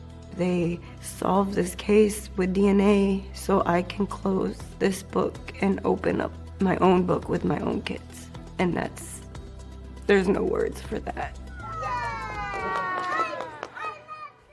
And we should note that lab, those DNA decoders, Kristen and David Middleman, Othram, they recently announced their 455th DNA match. Deborah, they are solving these cases. And how incredible, David. Catherine Edwards' killer, Clayton Foreman, will be eligible for parole in 30 years. He'll be in his 90s. He's appealing his conviction. That's our program for tonight. Thanks so much for watching. I'm Deborah Roberts. And I'm David Muir. From all of us here at 2020 at ABC News. Good night.